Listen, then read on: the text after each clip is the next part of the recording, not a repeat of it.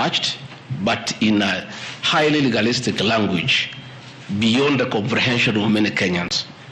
But the response of the Deputy President was not there to enable them make an informed decision by listening to the charges against him and listening to his response. Because the rules of natural justice demand that no man should be condemned unheard. My lawyers will be vigorously challenging that public participation as a nullity, and that does not meet the threshold of public participation as expounded by the Supreme Court of Kenya during the celebrated case of Governor Peter Uvoro.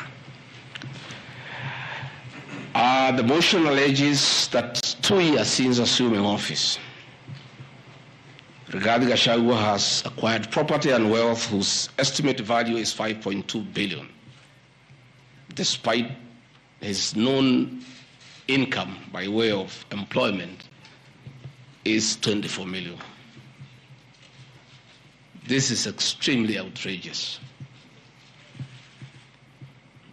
Honorable Mutuse goes ahead to give properties that he alleges are owned by one GACHAGUA. I trust he was just given a document to sign. Had he taken some bit of time to do some research, he would not embarrass himself and the National Assembly.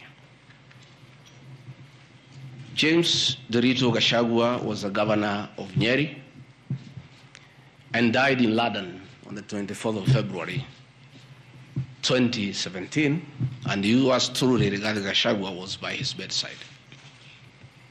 Prior to his death, 3 or 4 weeks before, in privacy, he wrote his will and appointed Rigathi Gachagua as an executor of that will, jointly with Mwai Madenge, his close-time buddy, who is a quantity surveyor, and celebrated lawyer Njoroge Regeru. The three of us were tasked to manage his estate. In the will, you'll be given a copy. He did put his properties and assets and cash and anything that he owned in this world. And among the things that he did put was the Olive Garden Hotel, the Pingo Beach Resort, the Queen's Gate apartment, and Langata high-rise flats. It is these 4 properties that the Honorable Mutuse alleges in the National Assembly that Rigathi Gachagua has acquired them after becoming Deputy President in 2022 when Derito Gachagua died in 2017. It is the most embarrassing allegation a member of parliament can table before the National Assembly. Those properties were constructed and were in operation when the late Gachagua was alive. I take this opportunity to ask for forgiveness to my late brother, James Derito Gachagua, that today, as your younger brother defends himself, he'll defile your privacy by distributing your will that you wrote in privacy. That your properties that you worked so hard for many years to benefit your wives and children are now a subject of discussion and are alleged to be proceeds of corruption. How unfair, how cruel can you be to a dead man? A man who worked so hard, a man who gave his life for his family, to buy plots, to construct property, and leave them in his death for his children and his brothers and sisters. And then you go to the floor of the House and allege that those properties are production of corruption. My dear brother, rest in peace and forgive me for having joined politics. Because were it not for politics, you would not suffer this shame. Your children are crestfallen as they see their properties being splashed in newspapers as proceeds of crime. The Olive Garden Hotel that is alleged to have been bought by GACHAGUA belongs to the estate of the late James GACHAGUA. And in his will, he directed that we sell all his properties and divide the proceeds among his brothers, sisters, wives, and children. We, as the executors of his estate, and I want to pay tribute to lawyer Njoroge Regero and Mwai Madenge for their commitment and sacrifice to the GACHAGUA family. Many executors who have been given properties to run by deceased people end up misusing them and depriving the beneficiaries. These two great men and myself, because my brother knew I'm an honest man and a fair person, and he knew his family would never suffer in my hands.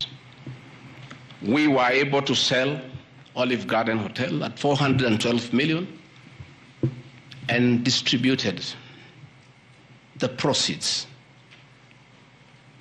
to the beneficiaries as directed in his will. We registered his will in the High Court of Kenya and were given the probate. And my late brother, in his wisdom, left regarding GACHAGUA 5% of his wealth. I was therefore able to get 20 million shillings from this sale. That is money that is in my account that again I'm told they are proceeds of crime. He left my mother 5% of his wealth, another 20 million shillings. And since my mother is dead, my late brother, because he trusted me, had put in his will that I hold my mother's shares in trust. So that is another 20 million shillings in my account. Again, my late brother left me another 4% to hold in trust of the children of another brother of ours who is deceased, the late Dr. Friend Wachira GACHAGUA, whose children are in South Africa. And another 16 million shillings was put in my account. My late brother gave 2% to my wife, Pastor Dorcas, because of her kindness of looking after him when he was ill. All this money that has come to me from a dead brother, I'm being told are proceeds of crime.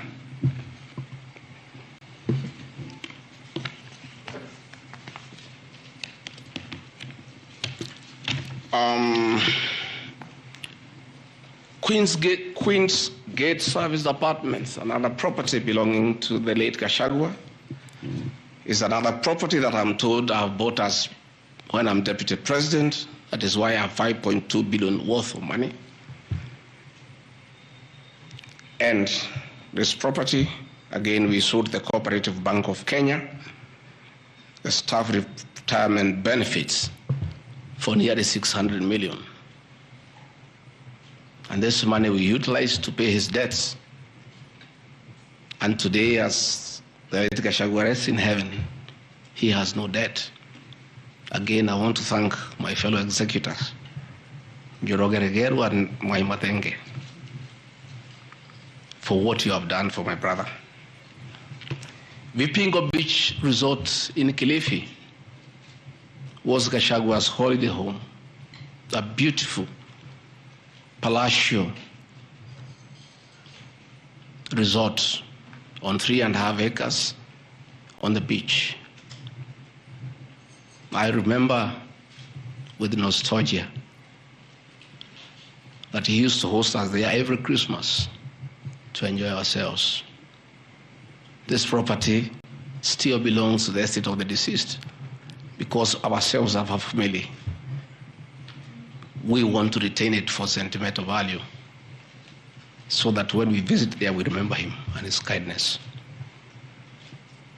The Honorable Mutuse again goes to the National Assembly in a very emotional manner, quoting the Bible, says that this property has been bought corruptly by the Deputy President without knowing where the money has come from.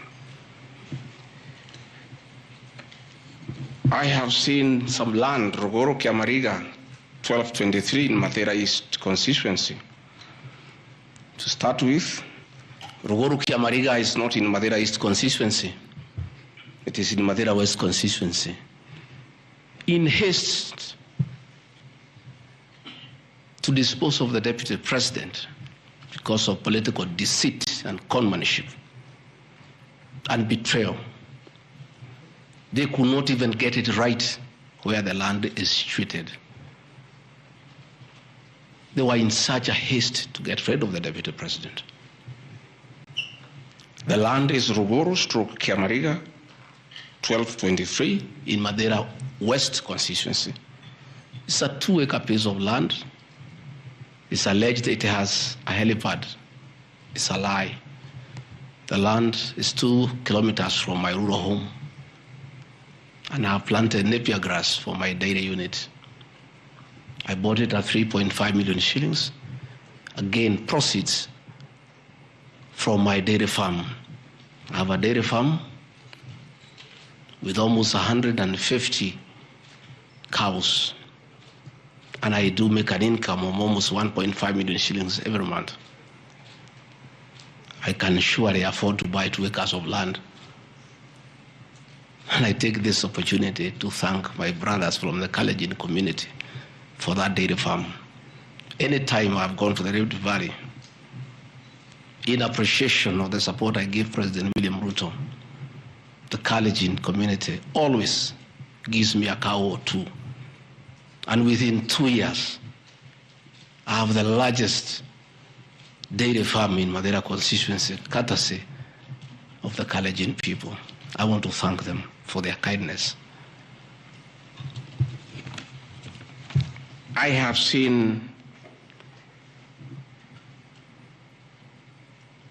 an accusation that I've bought 40 acres of land in Kakuret, Kabraine in Kieni Nyeri constituency as Deputy President of the Republic of Kenya. I saw the Honorable Njoroge Wainaina, the MP for Kieni, signed the notice of motion to impeach me on the allegations, this one being among them.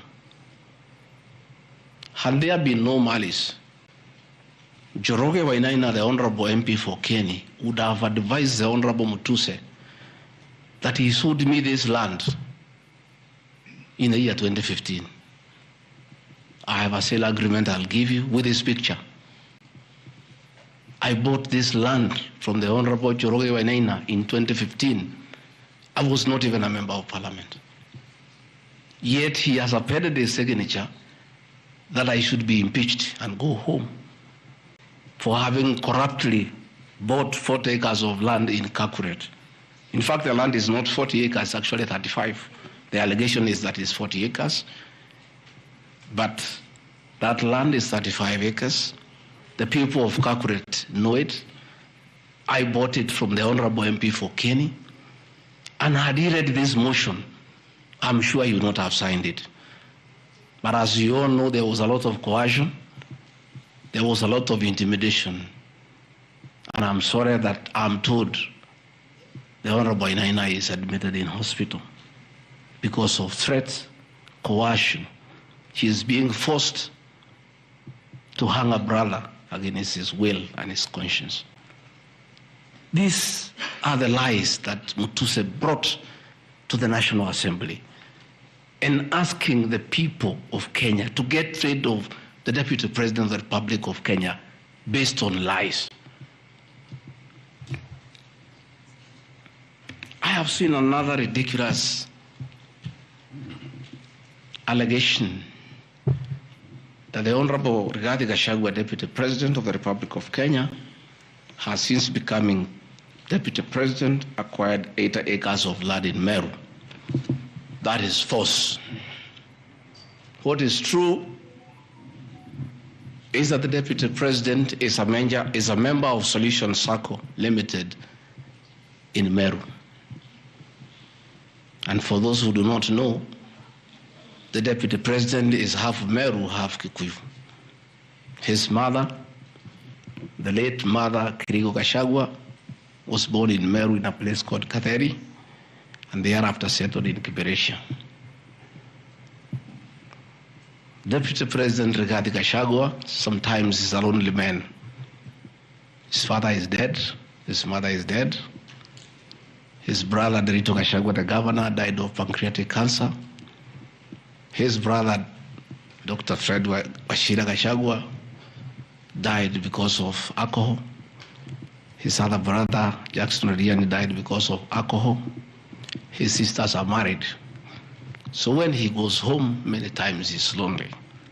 And he decided to look for some land in Meru where he can go and build a house and be among his relatives, his mother's relatives.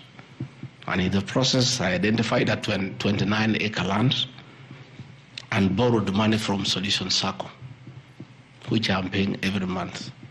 We'll give you documents to show you that this is 29 acres, not 80 acres, that I have bought from a loan that I have taken as a member of Solution Circle in Meru, the land of my mother, and which I call home. I have seen an allegation that I have a dairy farm in Nyandarua. I don't have a single animal in Nyandarua. I have some little land in a place called Shamata, but I'm yet to do anything about it. I think I just mentioned it to one of the member of parliament for that area called GACHAGUA that I would like to start a dairy farm. And I think those rumors in parliament, the Honorable Mutuse went ahead to say that I own a dairy farm in Nyandarua. I own no such farm today, but God willing, because of the good climate in Daragwa, in Shamata, one day, God willing, I'll have a huge dairy farm. I have seen companies listed just to create an impression that Rigathi Gachagua is doing business. I want the people of Kenya to know that Rigathi Gachagua was a businessman before he became a politician. And he had a life, and that life is part of his history. So getting companies that were associated with him 15 years ago, 13 years ago, 10 years ago, and publishing them, it's just being mischievous. My life did not start as deputy president. I left university in 1989 and served the public for 15 years, up to the year 2002. I left for the private sector for another 15 years. In those 15 years, I was a very astute businessman. And luckily for me, maybe of you are not that lucky, it was during the Kibaki era when things were working. The economy was strong, business environment was right, and there was room to make money. And I made money that time. Those are old companies, and they are not trading. And when I became deputy president, a few companies that own properties, I transferred to my children, and I told them to continue doing business and not to do business with the government because I don't want conflict of interest.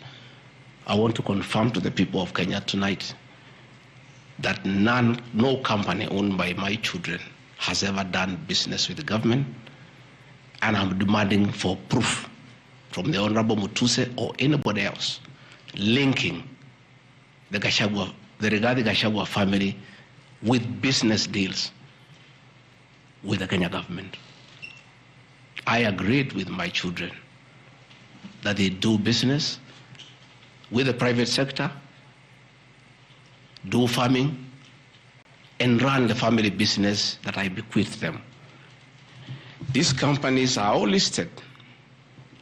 And just for clarity, because I don't think they are worth a reply, because there's nothing about them. Regarding GACHAGUA Foundation, as a member of parliament, I was educating orphans, I was educating children of single mothers, I was educating children of PWDs, and the education needed to continue, and I don't have the benefit of CDF money. So I started a foundation, the Rigathi Gachagua Foundation, to continue doing the work of charity. I have seen my foundation here. The Honorable Mutuse has not said what crime the Deputy President has done by having a foundation that is non-profit making. For the purposes of clarity, I'll give you the bank statement for this foundation. I have only received a total of 12 million shillings from well-wishers, which have educated children, have educated students at Pwani University, and other vulnerable people. Dorcas Rigathi Gachagua Foundation, this is just an attempt to bring my family into mud. Every Kenyan knows the work Dorcas Rigathi has done in this country for the boy child. She has opened clinics for addicted children, and she gets a lot of money in her foundation. Since a decision was made that the government will not fund the office or the spouse of the Deputy President, Kenyans of goodwill flock to her every day with cash donations, with material donations, for her to continue with a very good program she's doing of rehabilitating children in Kilifi, in Mombasa, in Nyandarua, in Laikipia, in Nairobi, and her work is well documented. I am yet to see from the mover of this motion what crime the Dorcas Rigathi Gachagua Foundation has done. There is no allegation, there is no evidence, there is nothing. Against Rigathi Gachagua Foundation, there is nothing. Spiritway Limited is a company registered by Dorcas Rigathi that does work with the church ministries. This ministry has not traded, does not even have a bank account. It's some strong women of God who have come together to create a company around their issues to preach the gospel. The mover of this motion has not indicated at all what crime this company has committed, other than dragging the name of my wife into mud in the National Assembly.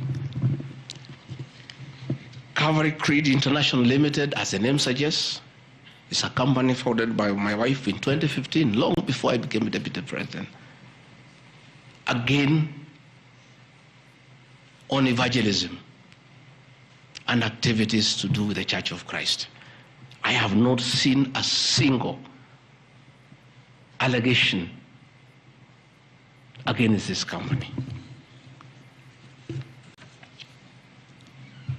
Mothers of the Lord Limited.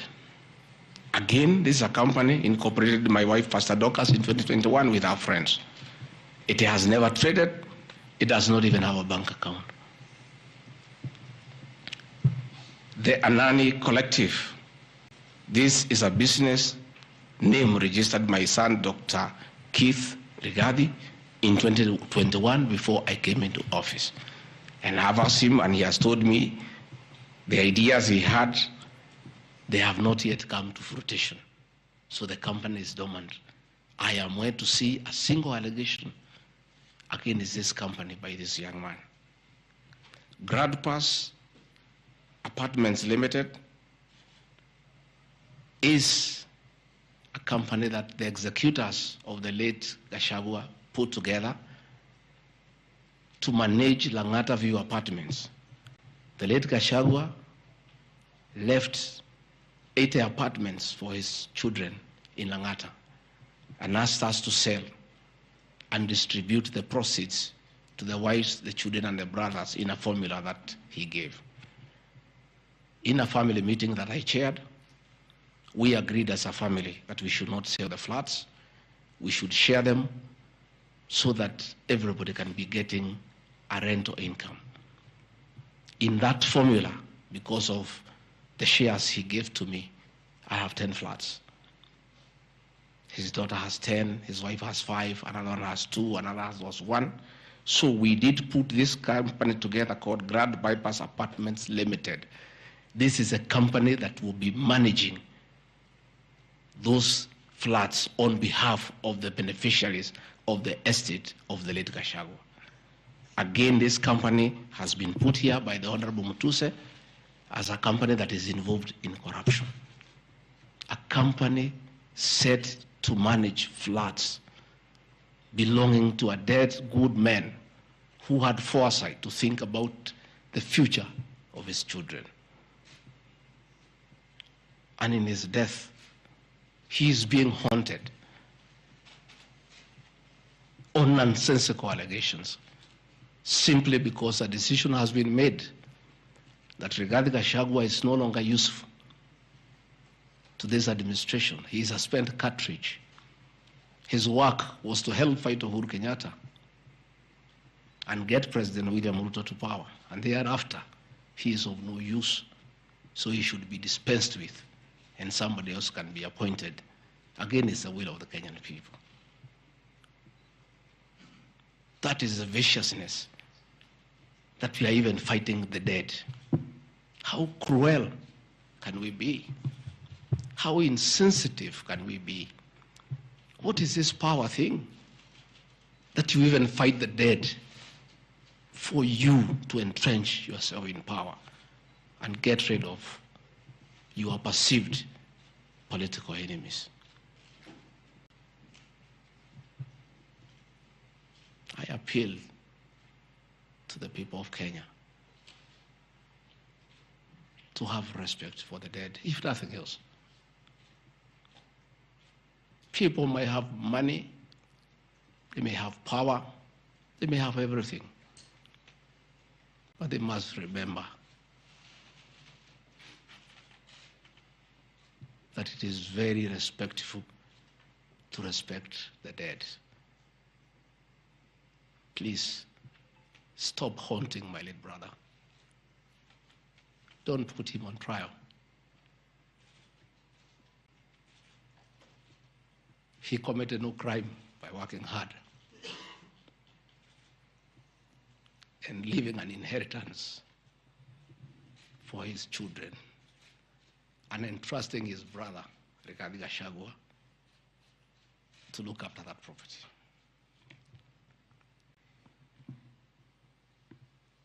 Fortis Viz Group Limited is a company incorporated in 2023 by my son Kevin and Dr. Keith.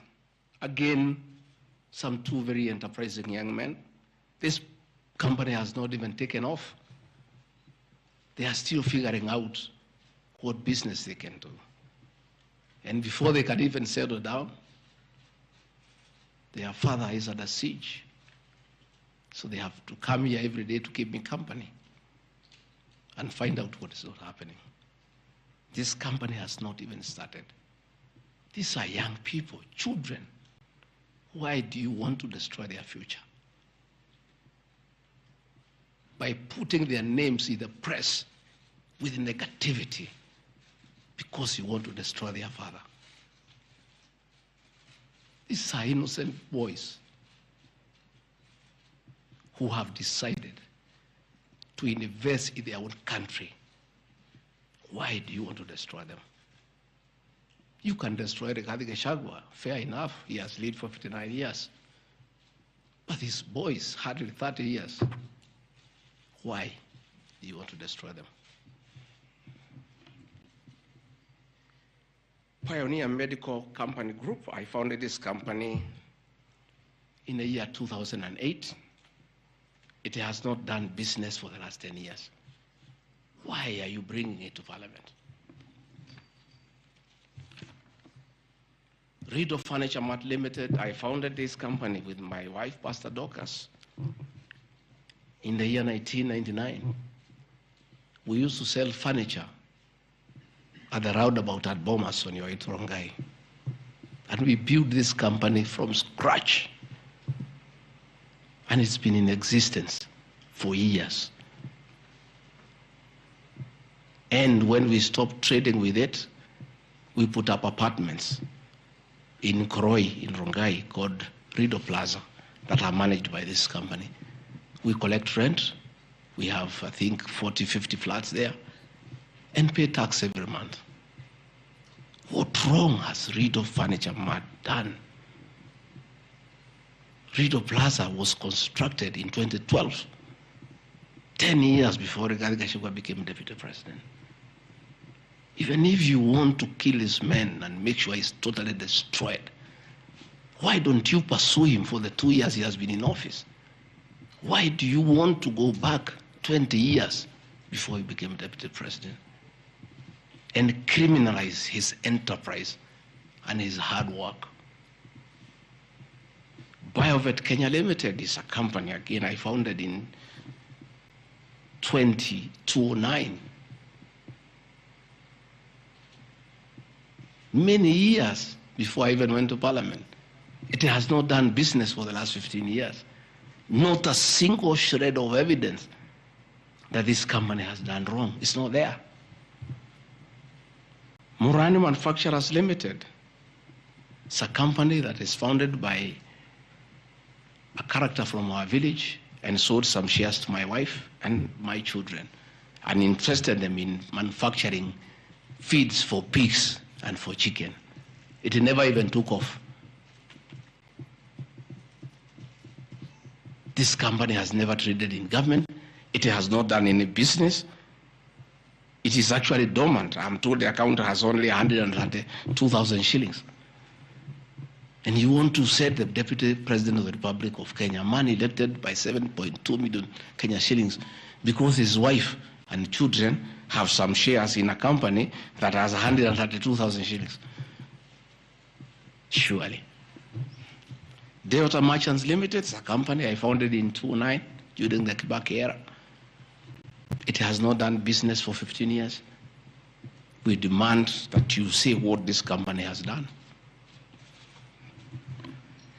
Wamunyoro Investments Limited is a company named after my village in Wamunyoro, which I founded in the year 2001 as a construction company.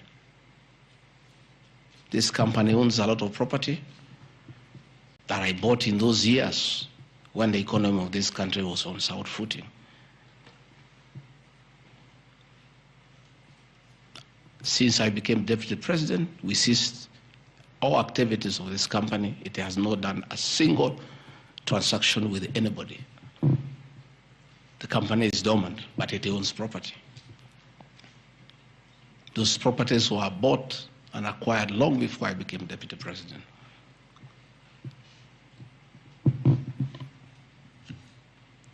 Cosmea Venture Limited is a company that was incorporated in 2018 before I became deputy president by my sons. They do what you call bulk SMS. I used to give them work when I was member of parliament to send messages to my constituents. I think they were charging me 30 cents per SMS. Some young, enterprising young people. Company 2018, it doesn't do business with government. It is not accused of any wrongdoing by anybody, anywhere. It's just putting the name there. Royal Crimson Ventures Limited, again incorporated in 2018 by my children to do their little business. No allegation of any wrongdoing has been annexed to the motion. Cruito Properties Limited, again, this is a company that me and the co-executors put together for the purposes of managing the Vipingo Hotel. No details of any accusation, any wrongdoing, nothing. Crystal Kenya Limited, this company I founded in 2009, and when I became deputy president, I gave out my shares to my children, and myself and my wife, we got out and asked them to continue doing business. My two children, like their father, are very enterprising.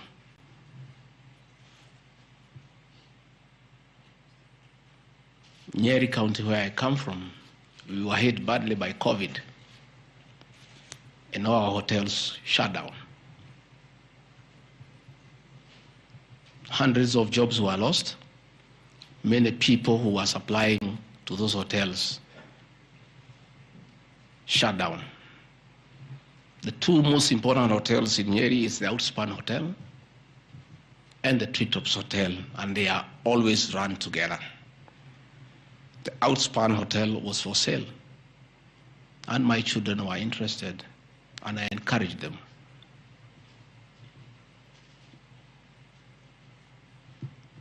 Treetops Hotel cannot be sold. It belongs to KWS. It's a government hotel. You can only lease. And the person who owned Outspan Hotel had also leased the Treetops Hotel. So my son acquired Outspan Hotel and got an assignment of the lease. So they don't own Treetops Hotel. It's on a lease from KWS to Aberdare Safari, then an easement to Crystal Kenya that is run by my children. I shouldn't be here talking about Crystal Kenya Limited and my children because they are not part of this proceeding. But they have no other forum to defend themselves, so I have to defend them. They are grown-ups. They should defend themselves, but they don't have the forum. They went to a bank and borrowed 600 million. The documents are there. And bought a hotel and bought the lease. And I publicly announced that my family has acquired the two hotels because there was nothing to hide. I saw no need to advise my children, like other people do, to buy the properties through proxy because this was straight business. They went and borrowed 600 million from the bank.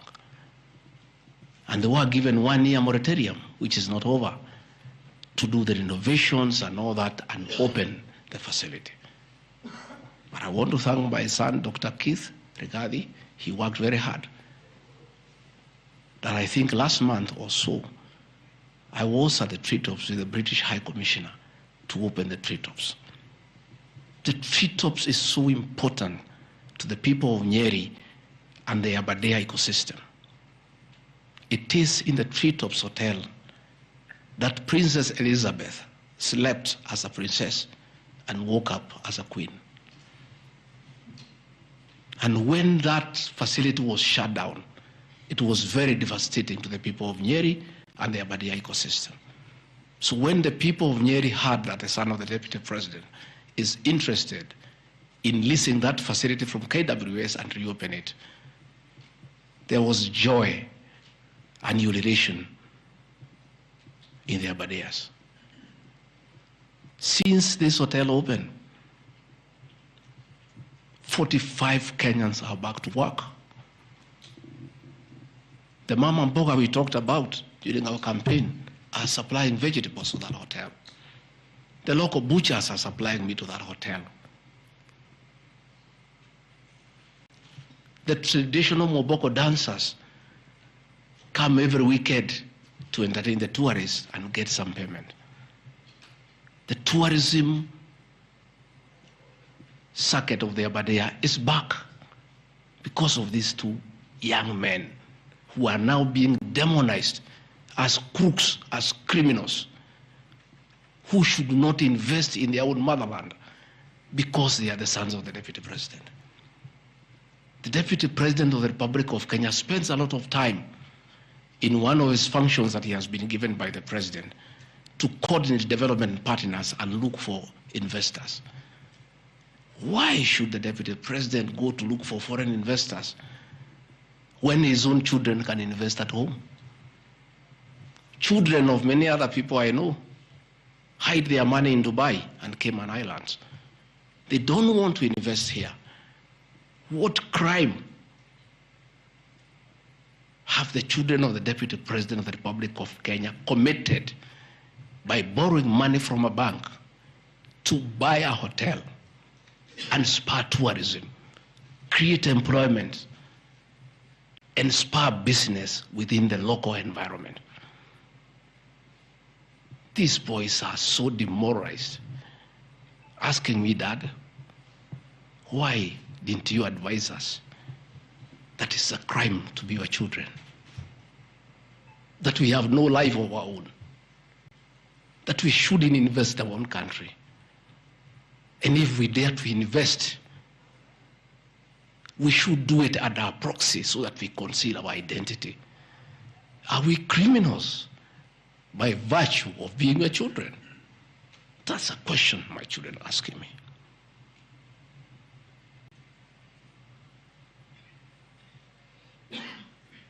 What crime can children of Kenya commit to borrow money from a bank and start an enterprise and employ people and spur tourism?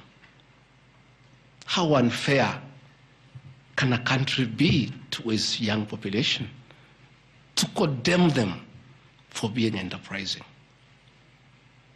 I'm being told by the National Assembly that I need to be impeached from office because my children have dared to borrow money, buy property in their name and invest in their own country.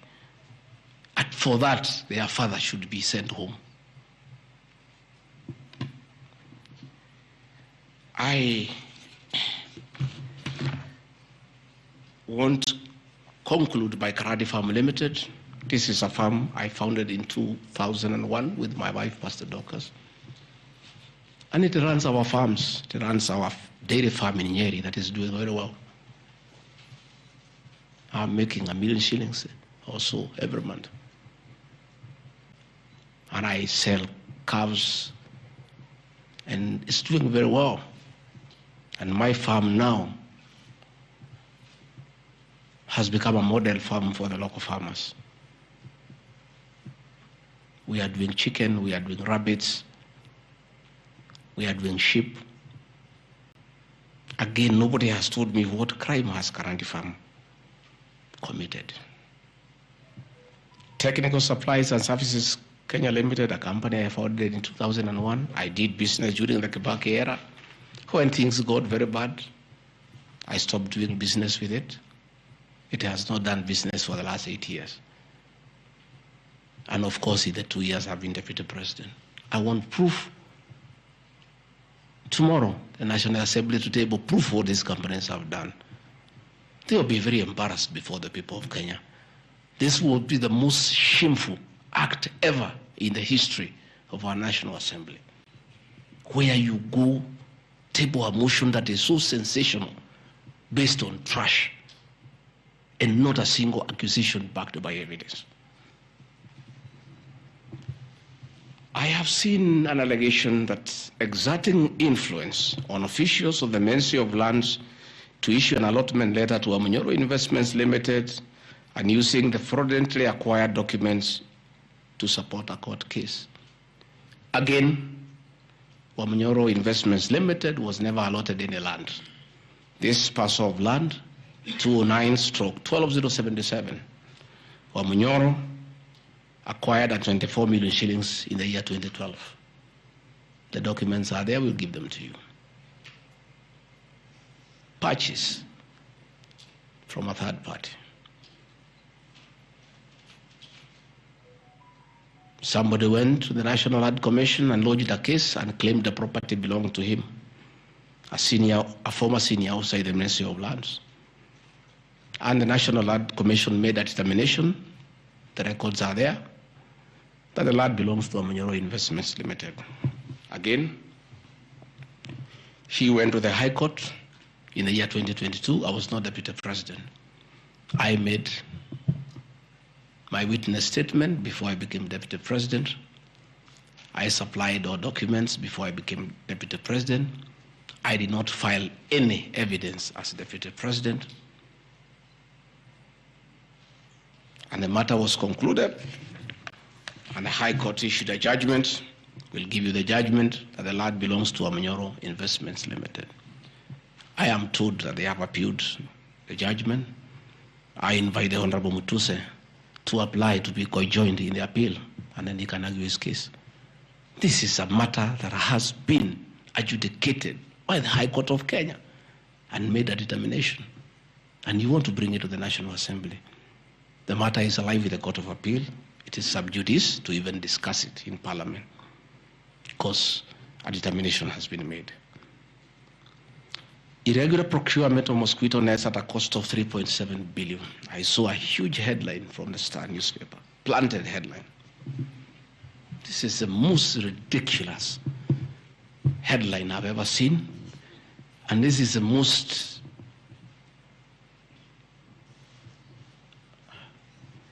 I lack a proper one, and I don't want to speak in Kikuyu.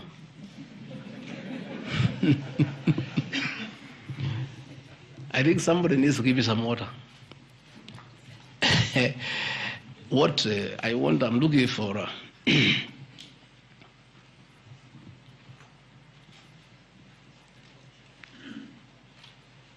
I have seen that allegation. I want to respond as follows. One,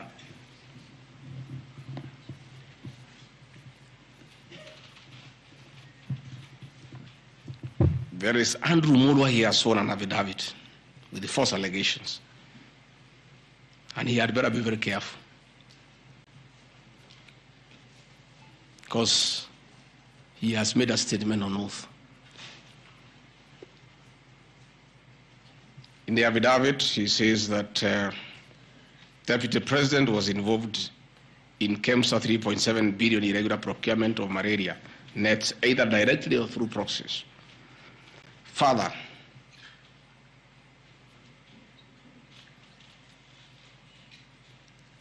Shobika Impex Limited is an international company, the fourth largest manufacturer of mosquito nets in the world. It has done many tenders with KEMSA, with the Global Fund, countries in Africa, in Asia. And there was a tender.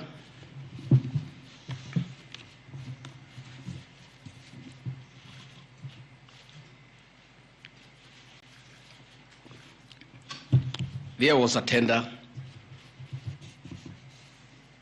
funded by Global Fund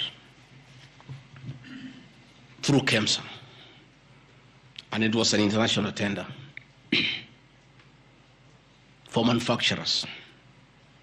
The company owned by my son Christo Kenya Limited are not manufacturers, and they did not participate in any way in the tender. In any way. What happened is that in the year 2014, 8 years before I became Deputy President, Shobika Impex Limited appointed Christo Kenya as their local agent, whose work is to do their errands and follow their supplies at the ports of entry. Christo Kenya did not participate in this tender. It was done by Shobika. KEMSA wrote to Shobika and said, your tender was not successful because you had a problem with pagination of your security document. Pagination. Those of you who have done tenders, you number the pages. And if they are not right, you can be disqualified. And therefore, they were told, can you come and collect your bid board, your regional bid board? That's what happens. If you participate in a tender and you don't win, you are asked to collect your bid board. And they kept on coming to collect the billboard. It was not available for almost 3 months. And they asked the local agent, that is Crystal Kenya Limited, can you follow up on our behalf? We participated in this tender. We did not win. We have a letter asking us to collect the billboard. We are waiting for it because this is money that is tied as our agent in Kenya. Can you follow up? And that is why when my son, on behalf of Crystal Kenya Limited, went to KEMSA trying to follow up. And when it was not working, he brought it to my attention and I made a call to Mr. Andrew Mulwa, asking, my son has been here. There is a little issue about a billboard of an unsuccessful tenderer. Why is it that this is money that is tied? And these are foreigners, these are foreign investors. We don't want to make life difficult for them. Please, why don't you release it to it unless there's a problem? No, he said, no, the matter is under investigation. That is why we cannot release it. The billboard is with the SEC. I said, fine. If the matter is under investigation, so be it. Right along, the investigations were over. EACC wrote to KEMSA and returned the billboard. KEMSA in return wrote to Shobika and returned the billboard. End of story. Shobika did not win the tender. They were not awarded the contract to supply the nets. No nets were supplied by Shobika. No public funds were lost. And we are told by Deputy President asking why a billboard to a tenderer who has failed to win cannot be returned. He endangered the lives of the people of Kenya. That is how absurd the allegation is. There is no evidence that the company with my son participated in the tender. They did not participate. There is no evidence that the Deputy President interfered with the tender. The only crime is that urging so that we don't frustrate foreign investors. If they were not successful, why are you keeping their tender security? You need to give it to them. And it was a lot of money. I think it was 500 million or something like that. So I want to say this is a very ridiculous, and I take great exception to the headline by the Star. Please, we'll give you the documents. Tell us, where was the Deputy President involved in that tender? This is a tender that never was. And for the record, to show that this tender had no problem, after the investigations, during the investigations, the CEO, Terry Ramathani, was suspended to allow investigations as it should be. And Mulwa became the CEO. Mulwa was not there during the tendering. He came after the tender had been annulled. And now he was dealing with it. Therefore, this is another fishing expedition to just justify the 5.2 billion. I think that is why they were putting the 3.7 billion to make the maths to add up. You know, when you want to talk big figures, you must look for 3.7, 600 and all that. Even all these things I've read here, if you take your phones, we are nowhere even, we have not reached 2 billion. Because Olive Garden 400 million, Queensgate Apartment 600 million, Outspan and Treetop 600. So these are just figures that were being put to the people of Kenya so that they can see us into bad light. Unnecessary and expensive renovation at the official residence in Karen and Mombasa. How Mutusen knew it's unnecessary, I don't know. He has never been here. You guys were here before. When President William Ruto was deputy president, he was denied funds for 5 years. This place was in very high state of disrepair. It took me 7 months to move in. The roofs were leaking, the toilets were blocked, the septic tanks was broken down, the borehole was broken. There was nothing. Parliament, in its own wisdom, allocated funds for the renovation of these residences. As a deputy president, I have nothing to do with public expenditure. In fact, at that time, the accounting officer, between 2022 and 2023 financial year, was the State House Controller. Procurement was done, tender was awarded, and the renovations were done. And you can see the place looks good. There was need to dignify the office of the Deputy President because he has a function of coordinating development partners. Ambassadors and high commissioners and all sorts of international visitors are always here. So to dignify the office of the Deputy President, the residents needed to be in the right standard, and that is not my decision, and I have nothing to do with it. As for the contractor who was awarded the job, I don't know him, and I don't need to know him. I have no business. Where he transferred his money, I would not know. I have no access to his account. Whether he is related to me, the answer is no. I don't know him. And for the record, I don't wish to know him because it's not necessary.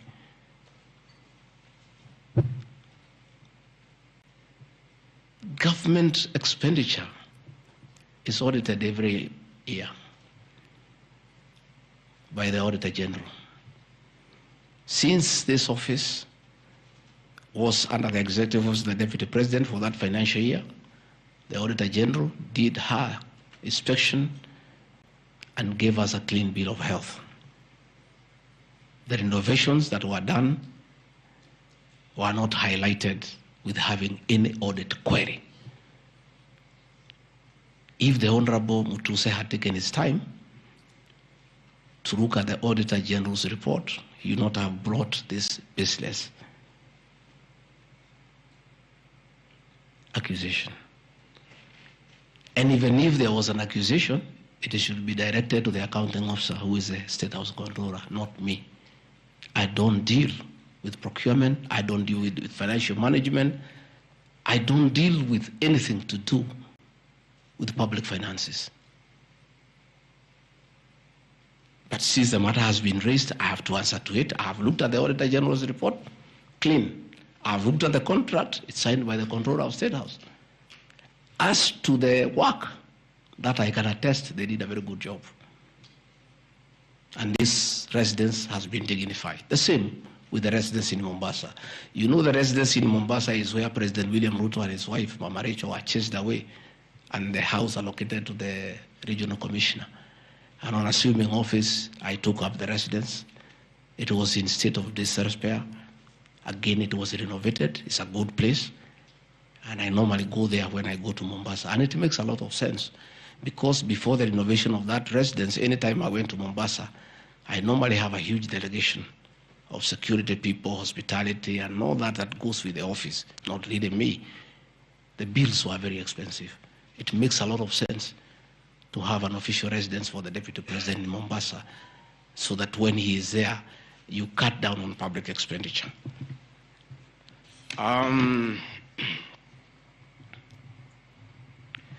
Dubiously acquiring a substantial portion of sum of 100 million paid to Lusona Events Limited. Again, that's another ridiculous accusation from the North. This is people who give services here for events. We have many meetings. You have come here for IBEC. There are tents put up here to the required standard. We have meetings here for development partners. This is a very busy residence. Most of you have been here. Again, I don't get involved in procurement. That is the work of the accounting officer and his team in public finance management. As to the person who does that work, I don't know he or she, and I have no business knowing who does the work. Those are things that are not in my purview. Again, the ridiculous accusations that money came to me, one would have to demonstrate how it came to me. Was it brought to me through my account, through cash? Who was there? What is the evidence? Again, it is just trying to throw mud at me. And I want to say that that accusation is baseless, and we believe we want to see the mover of the motion coming up with tangible evidence. Again, these accusations lack particularities and accusations. Again, we'll be challenging that again in court, because there is a ruling that grounds of impeachment must be well grounded and must be particularized and specific. This is just an allegation. Where is the nexus between the supplier of events to this residence and the Deputy President, GACHAGUA? There is no nexus. I don't know the person. I don't know the company. I'm not involved in the procurement. I don't even know how it is procured. All I do is I want events, and they are arranged, and I take part in those events. Those accusations of funds utilizing the Deputy President, in the office of the Deputy President, coming for my personal benefit, are ridiculous, unfounded, and totally malicious, and there is no evidence whatsoever. And I want you people of the press to also ask these people to give you the evidence. Don't just write headlines. Ask, where is the evidence? Where are the particulars?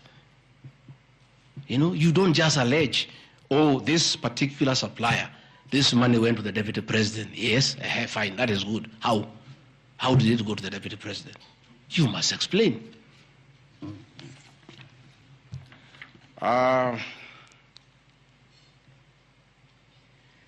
Alleged sensational but false allegations against Lady Justice Esther Maina. It is alleged that a special notice of motion at ground 4 had a gross violation of the Constitution, that I publicly attacked the Lady Justice Esther Maina and forcibly threatened to bring action against her. I did not threaten to bring any action against Justice Maina. I did bring action against her. I was just informing the public because I'm a public officer and I have freedom of speech. I have filed petition before the Judicial Service Commission against Justice Esther Maina in issues I felt I did not get proper justice. So I did not threaten her. I did what the law says. If you are not happy with the conduct of a judge, you file a petition before the the Judicial Service Commission, which I have done. Again, I don't want to delve before the matters because it is against sub judice, but that I have done. So I cannot be threatened. I cannot be said to threaten her. And again, I have a right as a leader, as a Kenyan, to say what I'm doing. And I did say publicly that I will bring a petition against her. I have done it. And the evidence is there. You see it. We have filed a petition, and we are waiting for it to be concluded.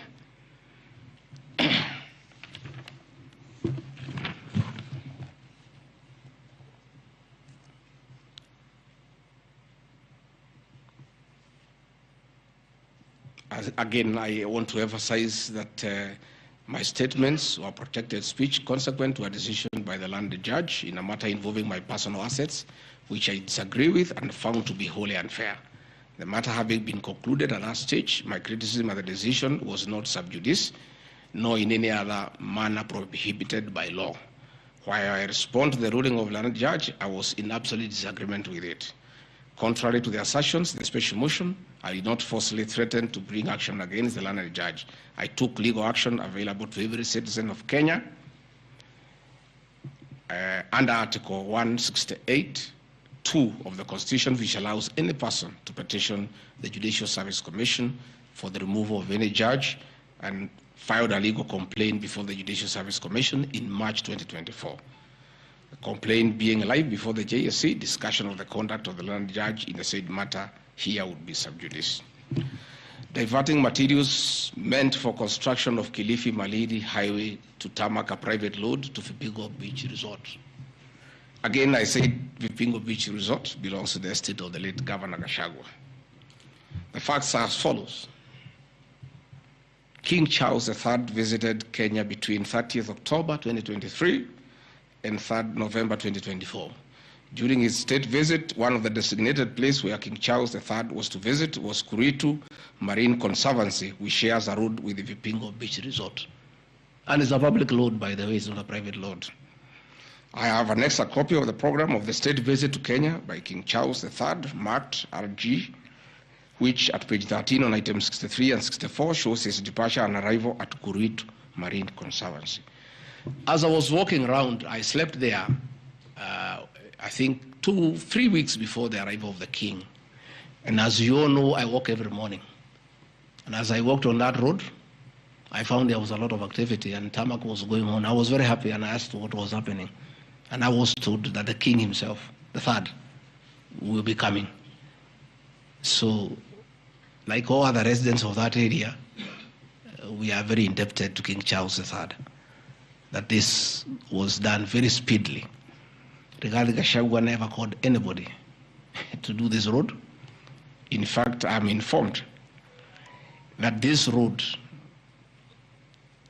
is donor funded, the one to Kilifi, and there is a component of corporate social responsibility. And I have learned after I have inquired.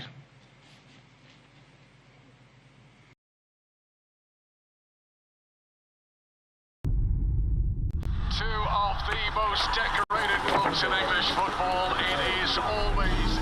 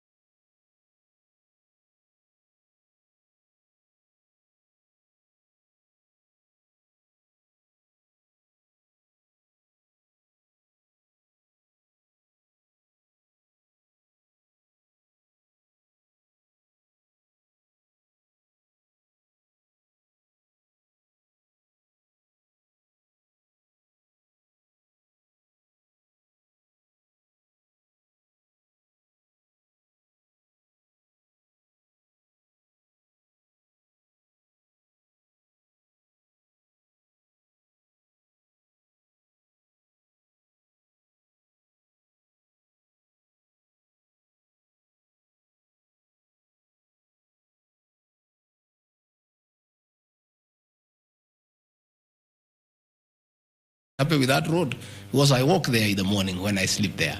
People are very happy with that road. The secondary school there, the boys and girls are very happy. The primary schools are there. And again, contrary to the assertion by the Honorable Mutuse, it's not a private road, it's a public road. And it is serving many people, a primary school, a secondary school, a market, and a whole community, including the family of the estate of the late Governor GACHAGUA. We are just beneficiaries of good deeds by our government that were hastened by the arrival of His Majesty the King III. Undermining the President and the Cabinet by allegedly making contradictory public statements from the position taken by Cabinet regarding the evacuation of the people residing along Nairobi River. To start with, for the record, President William Ruto has never complained to me that I have undermined him. If he has told that to Honorable Mutuse, I would like to know that he has complained to Honorable Mutuse that his deputy has undermined him. Article 147 of the Constitution provides the Deputy President shall be the principal assistant to the President and shall deputize for the President in the execution of the President's functions. Article 28, which states that every person has inherent dignity and the right to have that dignity respected and protected. Article 29C, which states that every person has the right to freedom and security of the person, which includes the right not to be subjected to any form of violence from either public or private sources. Section 152G1 of the Land Act, which states that notwithstanding any provisions to the contrary in this act or in any other written law, all eviction shall be carried out in strict accordance with the following procedures. A, be preceded by proper identification of those taking part in eviction or demolitions. B, be preceded by the presentation of the formal authorizations for the action. C, where groups of people are involved, government officials or their representatives to be present during an eviction.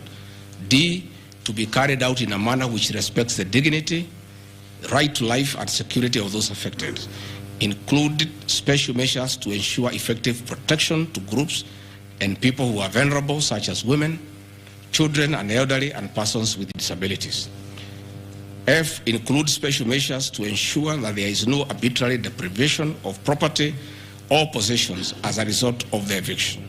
G, include mechanisms to protect property and possessions left behind involuntarily from destruction.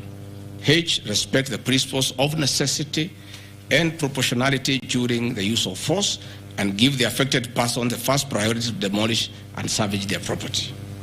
Critically, our Constitution provides at Section 147(2) that first, the Deputy President shall perform the functions conferred by these constitutions and any other functions of the President as the President may assign. Pursuant to Article 3 of the Constitution, I, as well as every citizen of Kenya and state of public officers, have the obligation to respect, uphold, and defend the Constitution in performing any of my functions. The national values and principles of governance contained in Article 10 of the Constitution bind all state organs, public officers, and all persons, including myself as the Deputy President, wherever we make or implement public policy decisions. In relation to this matter, these national values and principles include the rule of law, democracy, and participation of the people, human dignity, equity, social justice, inclusiveness, equality, human rights, non-discrimination, and protection of the marginalized. Adherence to these principles became extremely important when we, as state officers, are contemplating legal evacuation of citizens with a duty to avoid inhuman forced evictions that will be contrary to our Constitution and international law. While campaigning with the President, and subsequently when I was sworn in as Deputy President, you can remember, I promised as a key pillar to the Kenya Kwanza government that there will be no forced and unlawful evictions and that all evictions shall be human and entail legal compensation. You remember my inauguration speech. I said never again shall this administration carry out inhuman evictions in a brutal manner as was done in the previous administration. I and my office, the Deputy President, have undertaken extensive engagement with all parties in regard to the cabinet decision on eviction, which I fully support, including the Nairobi River, which is an entity under the ODP and County Government of Nairobi. Adherence to these principles become extremely important when we as state officers are contemplating legal evacuation of citizens with a duty to avoid inhuman forced evictions that would be contrary to our Constitution and international law. Guideline number 6 of the United Nations General Assembly, guidelines for the implementation of the rights to adequate housing, prohibits forced evictions, and the state should ensure that any eviction under domestic law are fully compliant with international law. The guidelines further require meaningful engagement with communities to ensure that the rights of residents are implemented cooperatively without the need for eviction procedures or police enforcement. I have supported the implementation of cabinet directives on the eviction, safe for the fact that on being informed that each person residing at the Nairobi River was being evicted and paid only 10,000 shillings, which I and many other Kenyans felt inadequate compensation for eviction. I insisted that the government should abide by constitutional dictates and international norms while implementing any cabinet decision, including eviction, and maintain the dignity of citizens of Kenya facing evictions. My statements did not and cannot be construed to undermining the president, because the president, like me, sought to defend the very constitution. I hope I'm very clear. Am I clear? I cannot, I will not oversee, supervise, forced, brutal eviction against the people of Kenya. That I will not, and I can't. President William Ruto and I on the campaign trail gave a solemn undertaking to the people of Kenya that under our administration, that will never happen. So when I was asked to oversee brutal, inhuman eviction against innocent people without notice, without compensation, without due regard to what the Constitution says, I found it very, very difficult, and I rescued myself and allowed the CS for Interior, the Head of Public Service, the PS for Internal Security to proceed. If that is the reason why Rigathi Gachagua should be impeached as Deputy President of the Republic of Kenya and sent home for refusing to undermine the Constitution, for saying no to brutal and inhuman eviction of poor Kenyans, let it be. Undermining devolution by allegedly holding a meeting in Nairobi. Good people. I'm sure you are as embarrassed as I am. That a deputy president holding a public meeting to talk to the people of Kenya is undermining devolution.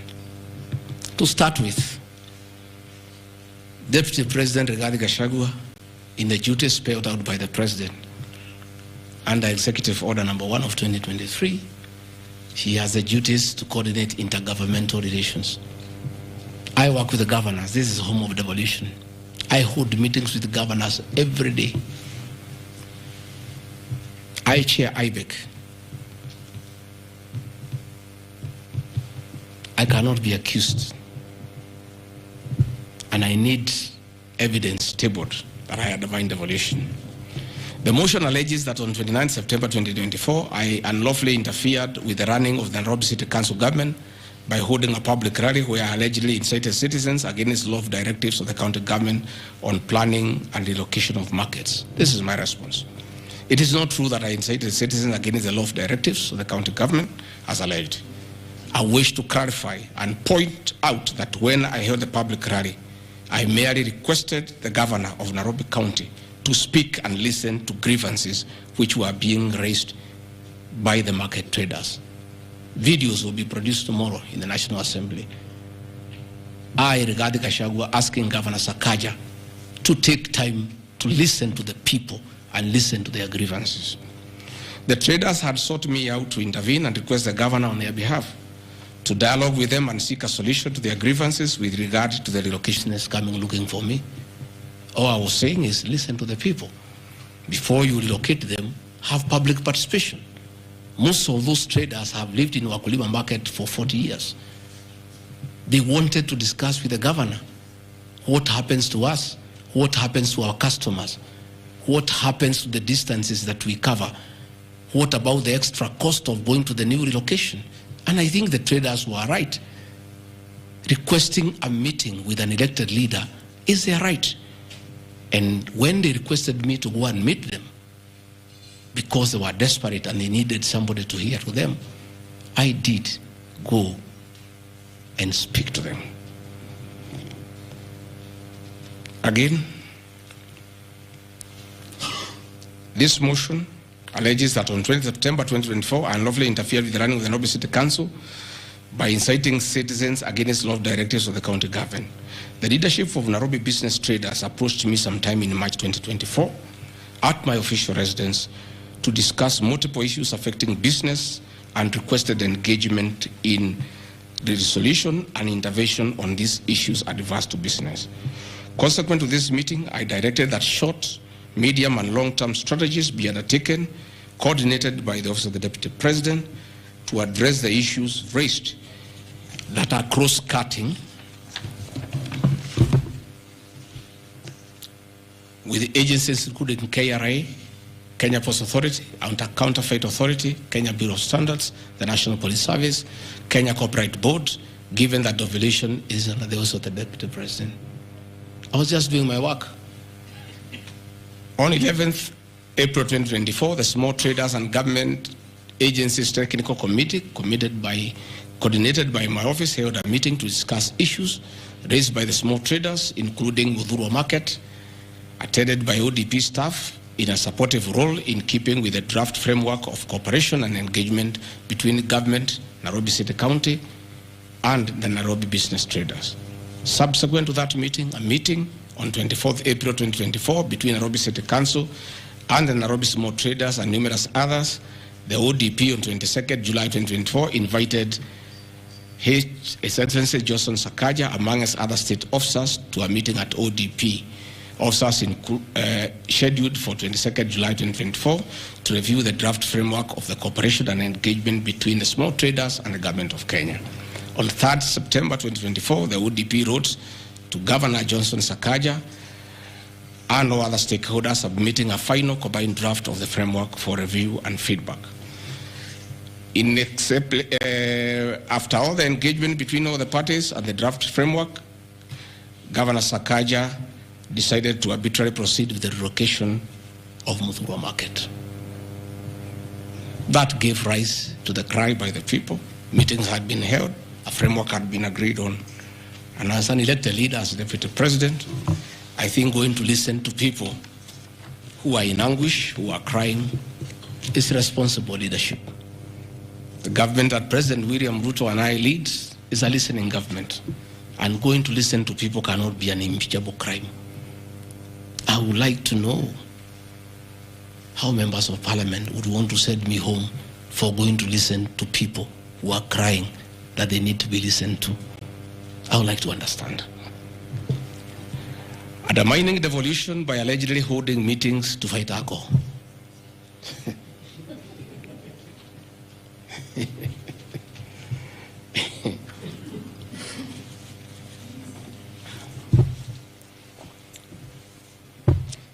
I think tomorrow will be the greatest circus. Or do I call it the theater of the absurd? That Deputy President GACHAGUA, undertaking duties assigned to him by the President to fight illicit brews and drugs across the country, should be impeached because by doing so, he is interfering with the devolution. I held meetings in Nyeri, attended by Governor Kahiga, Governor Uvoro, Governor Irogo Kangata, Governor Wamatangi, Governor Kiari Badilisha. I held a meeting in Chuka, attended by governors of Embu, of Tharaka Nithi, of Meru. I attended a meeting in Mombasa, attended by governors of Kwale, a representative of the governor of Mombasa, the governor of Taita Taveta, a representative of the governor of Lamu, to discuss. I held a meeting in Nakuru, nearly with all governors present, and all of us jointly, under my chairmanship, the Ministry of Interior and Governors, we agreed on how to tackle the menace of illicit brews. And we have a good story to tell. Out of those efforts, our young men who are sleeping in trenches are back home. Women are very happy, their husbands are back home and they are bringing food. In fact, some children have been born. Some have even been named refugee because of the effort that I have put in fighting illicit brews. I think the people of Kenya will be shocked to hear tonight that one of the accusations against their Deputy President and why he should go home is because he led the battle to fight illicit brews and drugs that has caused havoc among our young people.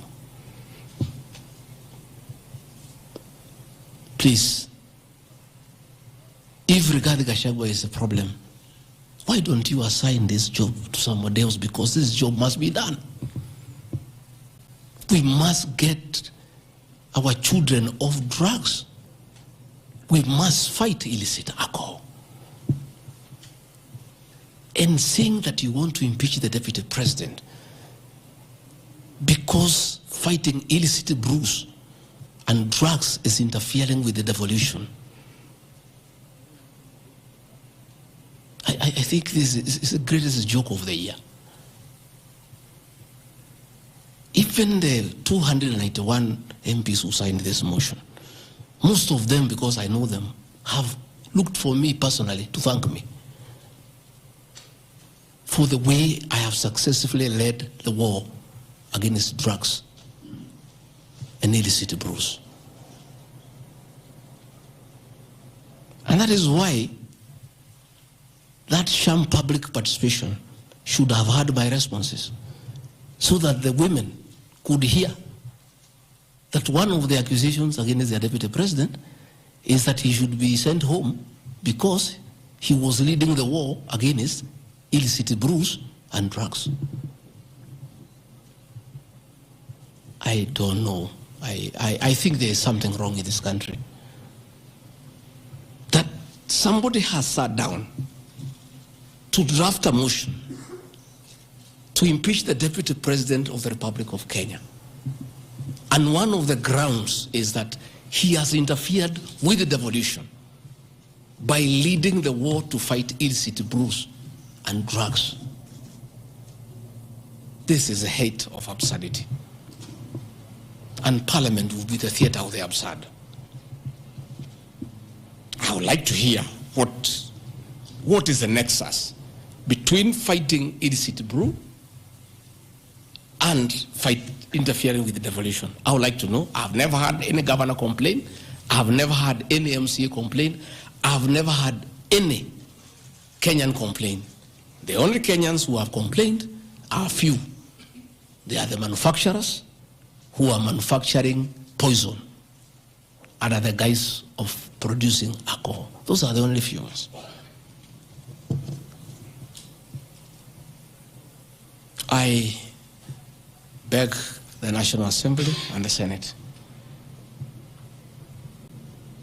most of the National Assembly, to save face, to consider striking this ground before the motion tomorrow, because it sounds ridiculous to the people of Kenya. Again,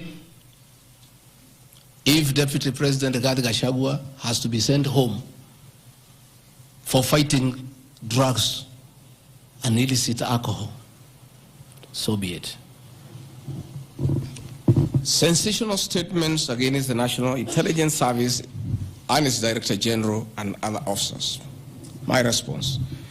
In addition to this allegation, I wish to state that the National Intelligence Service holds a very critical role in ensuring the safety and security of our country. They are responsible for gathering intelligence and share it with all our law enforcement agencies to ensure that the country is safe at all times. Consequently, when the country was caught flat-footed with regard to the scope and extent of the public's dissatisfaction with the Finance Bill 2024, which degenerated in the Gen Z protests, it pointed to the failure of the National Intelligence Service in carrying out its mandate. I am persuaded that the National Intelligence Service ought to have known beforehand that the public was completely opposed to the Finance Bill, and they ought to have briefed the President before the protests began, as this would have caused a change of tact by government regarding the proposed bill, and protest which culminated in the loss of innocent lives and destruction of property could have been avoided. Hence, I expressed my opinion, as this is in my public media briefing in Mombasa, and my utterances were not any different from what happens to other countries when there is lapse or failure by the intelligence agencies.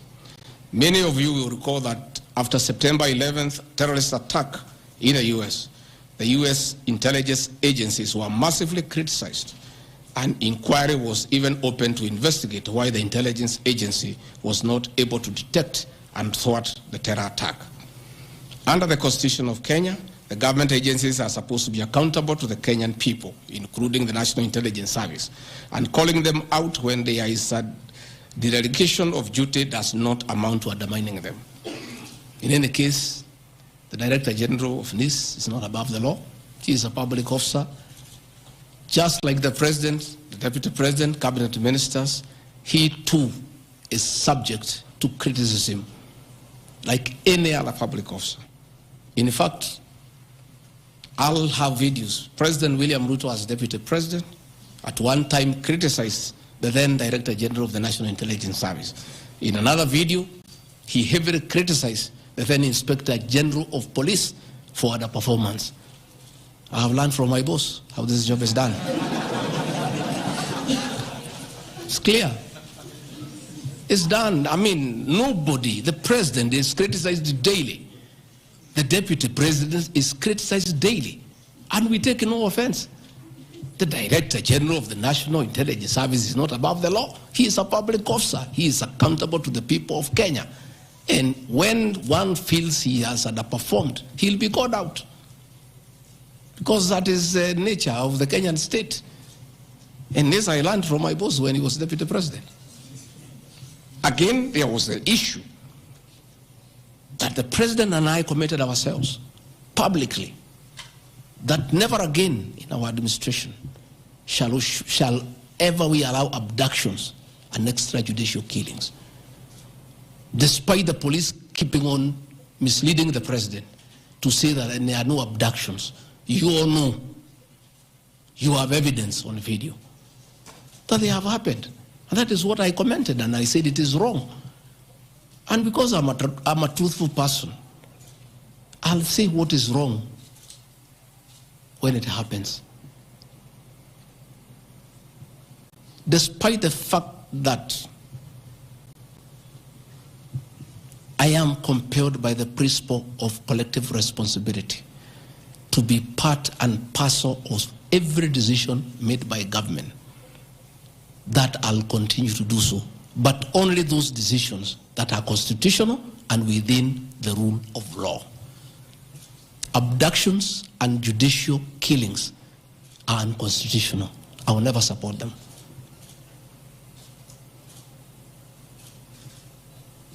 President William Ruto has been criticized left, right, and center. I have not seen him take anybody to court for criticizing him. Why is GACHAGUA being impeached for calling out the Director General of the National Intelligence Service? The Deputy President is criticized daily. The judiciary is criticized daily. The media is criticized daily, including the Star, whom I've criticized today. But that is as far as it goes.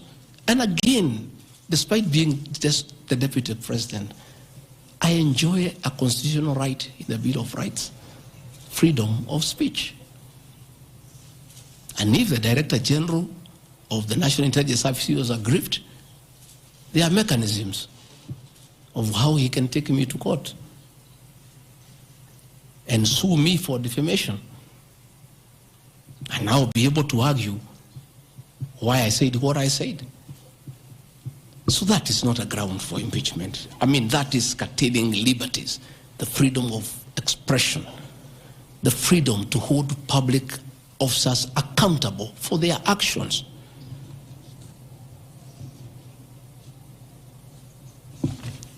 And I want to say finally,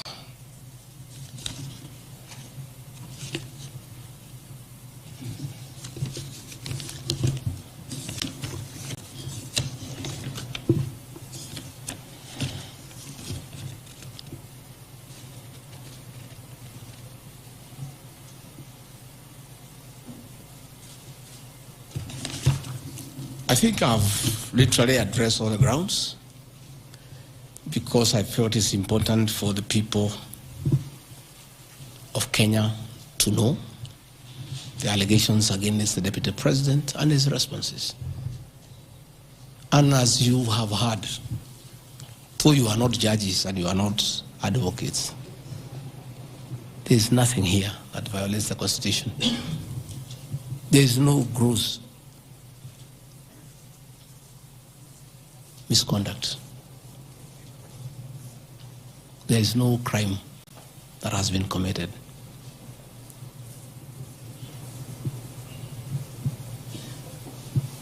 I'm innocent on all these charges, and I want to clarify my apology yesterday to the President did not in any way imply that I'm guilty of these charges.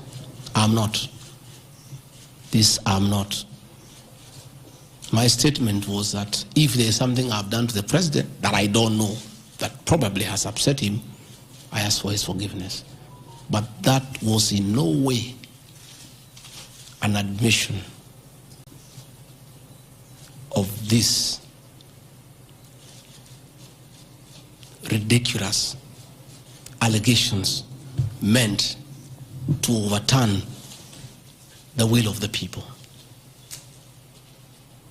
Finally, in conclusion, I want to say that overturning the will of the people is not a joke.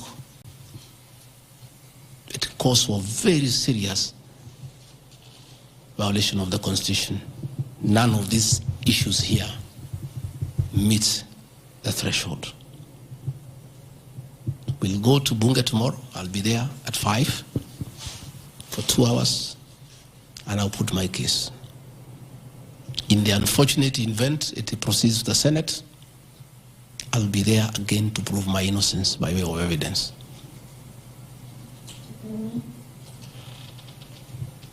When I called this press conference, there was a lot of speculation that GACHAGUA wants to resign.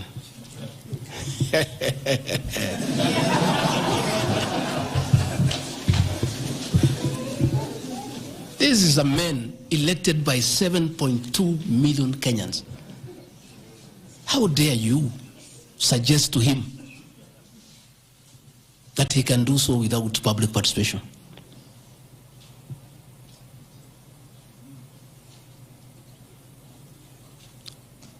I have no intention whatsoever to resign from this job.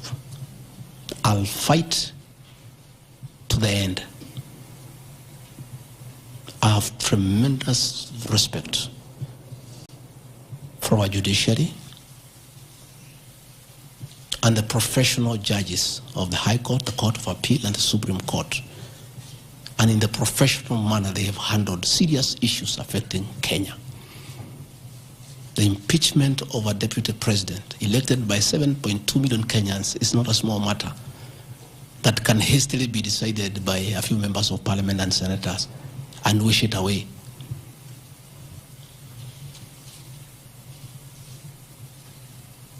I'll submit myself to independent institutions to get justice.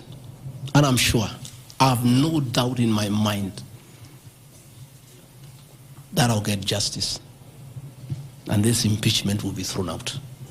And I'll carry out my duties as deputy president. That is why anybody saying feel as to me to resign is a joker. And I found a few of people using my friends to come and sweet talk to me. Please, my friends, I don't want to become enemies with you. When you are given such silly messages, don't bring them to me. I have no intention. I cannot resign. I did not give myself this job. I was given by the people of Kenya. I've done nothing wrong against the people of Kenya whatsoever. I've worked hard. I've been very loyal to my boss, President William Ruto. I have worked hard every day.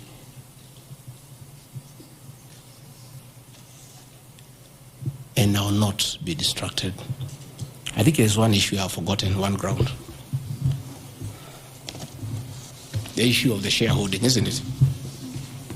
Even you guys can remind me if there is one issue that I have not dealt with.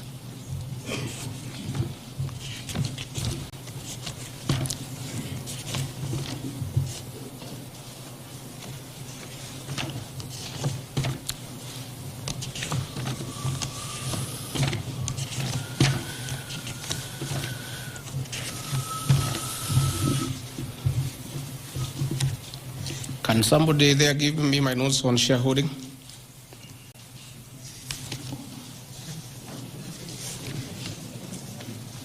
Yeah, I have them here.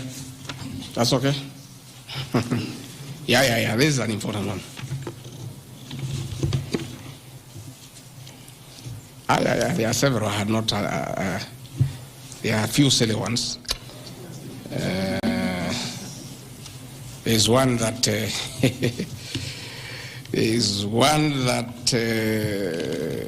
I'm conniving with cartels in the tea sector to block ATDA from implementing guaranteed minimum returns that would benefit small traders. The allegation is not true. No evidence whatsoever has been adduced to substantiate this claim.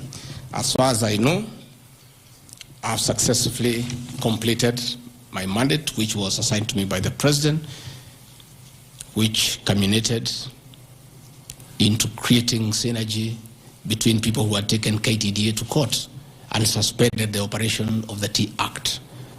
As a result, the Tea Act now is in operation. The President never mandated me to take over the affairs of the Ministry of Agriculture. He asked me to spearhead tea reforms.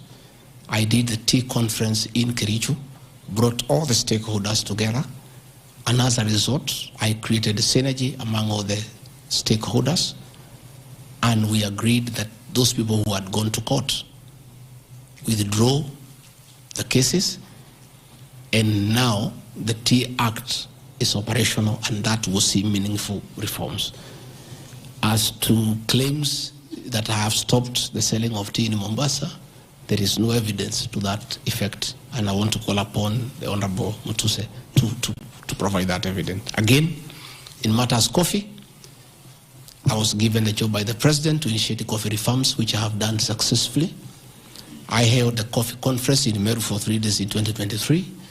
For the last 2 years, I have been working with stakeholders, including members of Parliament and the Senate, which has culminated into 2 bills, the Coffee Bill 2023 and the Cooperative Bill 2023. These 2 bills, the Coffee Bill 2023, will see the reintroduction of the Coffee Board of Kenya that will market coffee for farmers without putting profit. We have also recommended the reintroduction of the Coffee Research Foundation or the Coffee Research Institute in Roido to work on better varieties and drought-resistant crops. Through my efforts, again, I've completed my work. The 2 bills are before the National Assembly. I call upon members of the National Assembly immediately after the impeachment process to embark on these 2 bills and see them to fruition so that farmers can enjoy the work we have done in coffee reforms. I have seen another absurd, that I have taken control of a local cooperative society in Madera constituency where I was a member of Parliament.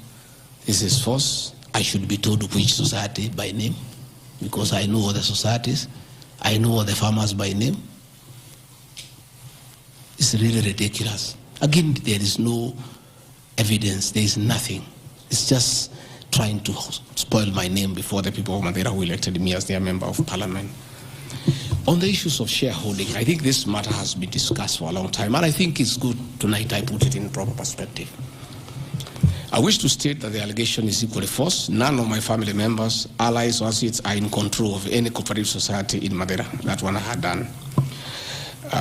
In shareholding by virtue of the provisions of the 3rd schedule of the Political Parties Act, the constituent parties of Kenya Kwanza Coalition entered into various agreements which were deposited with the Speaker of the National Assembly and the Speaker of the Senate for purposes of Article 108 of the Constitution of Kenya. 16.2, the following were members parties of Kenya Kwanza: UDA, ANC, Ford Kenya, PAR, Farmers Party, Chama cha Kazi, Communist Party, Economic Freedom Party, the Service Party, Tujibebe wa Kenya Party, Umoja na Maendeleo Party of Kenya, and the Democratic Party of Kenya. In accordance with provisions of Clause 3E of Schedule 5 of the Political Parties Act, each of the agreements contained in a power sharing development agenda for certain regions in Kenya. I attach here copies of the said agreement. I'll give you the Kenya Kwanza agreement so that you know when I talk about shareholding, I'm not talking about Kenyans, I'm talking about this agreement that was signed by President William Ruto and almost everybody else on how power will be shared. I've never talked about sharing resources. I have been talking about power sharing for people to get what they deserve in sharing power in accordance with this agreement. Like, for example, in an agreement between UDA, ANC, and Ford Kenya, the UDA would nominate the president and the deputy presidential candidates, which has happened. I got my share, although I have no share certificate. The president would guarantee the stature, dignity, financial and operational autonomy of those of the deputy president. It's in the agreement. The office of the deputy president will be allowed specific duties identified at Article 21 of the agreement. ANC will be allocated a position of prime cabinet secretary to be established within 14 days. It was given to Musalia. The office of the deputy president, Ford Kenya will be allocated the position of the Speaker of the National Assembly, which was given to Moses Wetangula. In accord with Article 2.1 of the Power Sharing Agreement, ANC and Ford Kenya would have a 30% share of national government positions. So, the Honorable Musalia Mudavadi, the Honorable Wetangula, and the people of Western, please don't condemn Rigathi Gachagua. The agreement is here, defining your share in the government. It is not me. I did not sign this document. It was signed by Musalia, Wetangula, and President William Ruto. So when I say about this share thing in terms of positions, I've never talked about resources, about development, although it is also here, is that regions bargained with the president for shares. Musalia Mudavadi and Moses Wetangula bargained for 30% of shares within the Kenya Kwanza government, although they were also supposed to give us 70% of the vote, which they did not. Nevertheless, since they gave a certain vote, they are still entitled to some share one way or another. So it is not Rigathi Gachagua who said that a government is like a company. It is the agreement of the Kenya Kwanza, which I will be tabling in the National Assembly. It is not me. It went ahead to say it. He said, ANC and Ford Kenya would have 30% share of national government positions. That is cabinet secretaries, principal secretaries, high commissioners, ambassadors, diplomatic and consular representatives, chairpersons of state corporations, directors of state corporations, chairpersons and commissions of constitutional commissions, provided the 30% share is to be shared equally between the ANC and Ford Kenya. Sasa mimi nikiambia watu wafuate share yao, makosa yangu ni gani? Iko hapa. I did not sign. They went ahead, Musalia Mudavadi and Wetangula, and they must follow these things. Because I will not follow for them, because I was not party to the Western Agreement. The agreements were with regions. So when people say I'm dividing regions, I'm simply following the Kenya Kwanza Agreement of the way it was debated. They went ahead and said, Article 22 of Sharing Agreement set out a list of priority projects which Kenya Kwanza would endeavor to fulfill in the ANC and Ford Kenya strongholds of Western Kenya between 2022 to 2027 on a priority basis. Musalia Mudavadi and Wetangula signed a package for Western Kenya. I've never had anybody call them tribalists, but they signed an agreement demanding for Western Kenya. They demanded, and it was agreed it will be done, completion of all incomplete or stored bitumen roads. construction of an extra 1,000 kilometers of bitumen in Western Kenya, revival and modernization of sugar factories in Western Kenya, establishment of new industries identified in Article 22 of the agreement.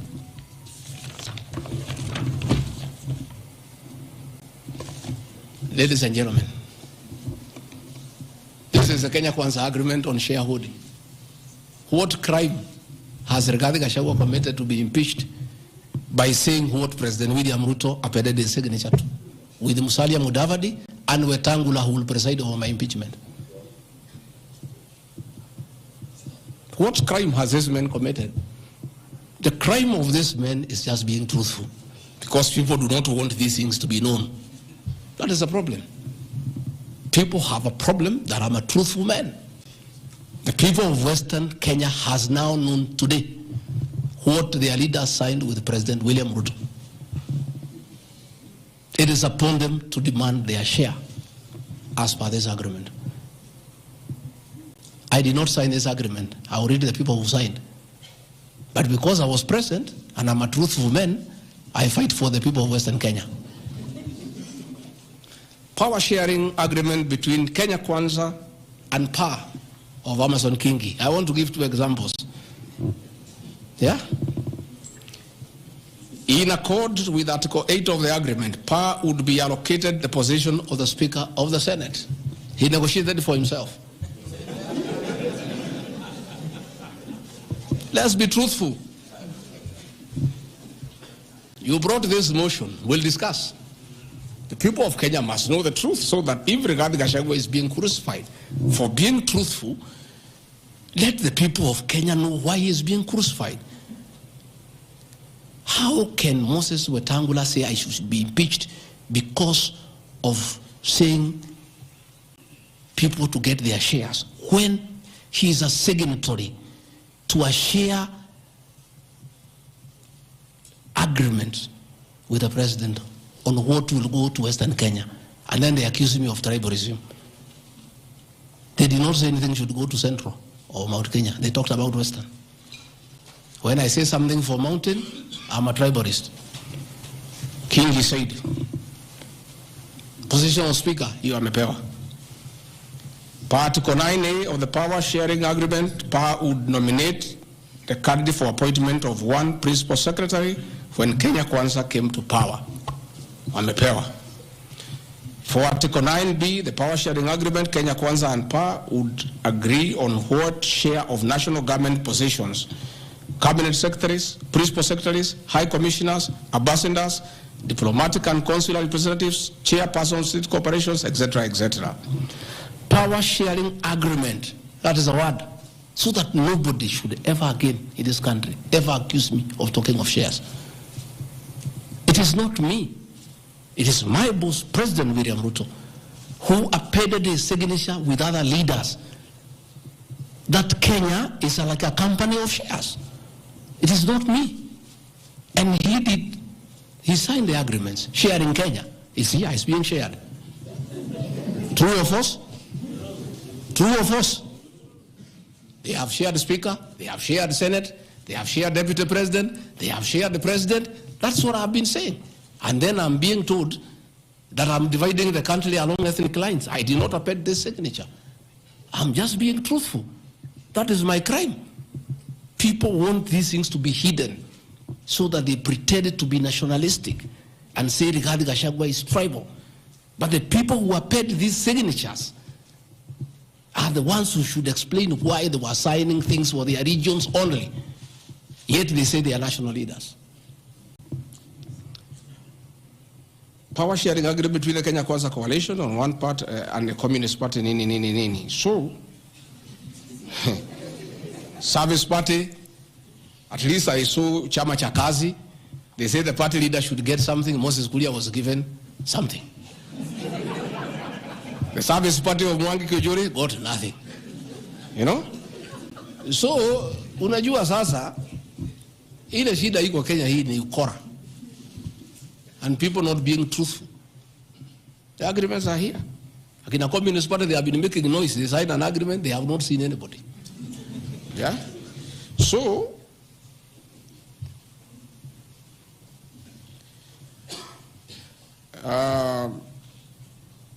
My speeches on the shareholder issue are informed by their aforesaid power-sharing covenants, which are founded on law and lessons learned from the well-known disputed 202 NAC power-sharing agreement.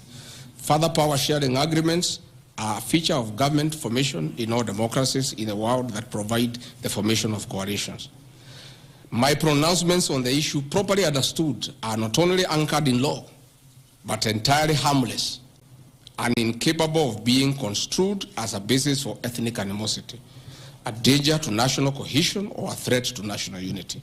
On the contrary, coalition building has been one of the most important innovations since the disputed 2007 elections in ensuring stability, equitable sharing of political power, national cohesion, and fostering of national unity. Indeed, Kenya Kwanza's main opponent in the 2022 general election, Azimio la Umoja, One Kenya Coalition Party, was a political party consisting of 25 or so political parties who also executed a power-sharing agreement as required by Schedule 3 of political parties. However, notwithstanding of the same power-sharing agreements, upon election as the Deputy President of Kenya, I went out of my way, as required by the Constitution of Kenya, to serve all Kenyans regardless of their political preferences during the election or ethnic origin. I'll produce videos or all those things. Again, my decision to embrace the broad-based government following the decision of the cabinet after the GNC protest is that I support coalition building. And even when the Honorable Wright Odinga came, he got some shares. True or false? I mean, surely, why is Rigathi Gachagua being vilified? By just being truthful. You know, it's good to be truthful. I have heard that my saying we observe this agreement is a threat to national unity. I have never been caught by the National Cohesion and Integration Committee to tell me that I have said something that can create ethnic disharmony. On the issues of one man, one vote, one shilling, I am told again that it can create tribal hatred. How? The one man, one vote, one shilling is not a formula for Mount Kenya region. Far from it. The one man, one vote, one shilling talks about equity. The gist of that formula is that all Kenyans should be treated equally. If we are giving bursary to the children of Kenya, let us agree how many children we have. If there are 30 million and we have 100 million, we divide equally and distribute to every constituency to those children. If a hospital takes care of 1,000 patients, we decide based on population what is the size of the hospital to be constructed in Roiro, where there are 800,000 people. If one borehole serves 500 people, do you construct one borehole in an area where there are 10,000 people? You need to construct more boreholes. That's all. And these populations are everywhere in Western Kenya, in Kisii, in Rift Valley. The high numbers are not just in Mount Kenya region. This is a formula, in my view, that is good for everybody. Again, it is not a law because I pronounce myself. It's just an opinion. And in our democracy, I think it's only fair to allow people to have freedom of speech and to be entitled to an opinion. There are those who talk one man, one vote, 1 kilometer, and it is their right. And we should also listen to them and consider. And all those opinions can be harnessed and people can agree which is the best formula to take care of the people of Kenya. That is all I said. I wanted to read to the people, of course, the projects that were negotiated, but I don't seem to have that page. I produce it tomorrow in Parliament. So that when they hear I am fighting, I'm also fighting for them. Mine, for the Mount Kenya, And President William Ruto, we never wrote anything because I'm a very trusting man. So is my people. As we did word of mouth. So once in a while we may argue kidogo kidogo because there's nothing written. So sometimes it's when people say I'm blackmailing the president. But I'm simply asking, my boss, we agreed the following, can we please do it? We agreed this on that, can we do it? We agreed that the people of Mount Kenya who had been given jobs by Uvoro will not be removed without being replaced. We don't seem to be honoring that. Can we honor it? We agreed where we needed to replace somebody who has not performed. We exchanged 1 for 1. Can we do it? We agreed that we need to give Mau roads priority. Can we please do it? Because that is what we agreed. It's simply people being honest with each other and living true to a gentleman's agreement. That is what it is about. So I wanted to explain to the people of Kenya, I am not against any region of Kenya. I am just a crusader for honesty and for fulfilling written and unwritten agreements. That is all I am. I say if we agree on something, please let's do it. If we agreed we shall do ABCD before we are elected, let's do it. If we agreed we shall not brutally evict innocent people, please let's not do it. If we agreed that we shall create a good business environment for people to do business, please let's not do it. If we agreed there shall be no abductions and extrajudicial killings, please let's be true to the people of Kenya. That is all. So I want to thank every one of you. And because I've been in Parliament, I don't think it's necessary to have questions. I've been very, very clear on no issues, why I called this a press briefing. I've said I'll be in Parliament tomorrow.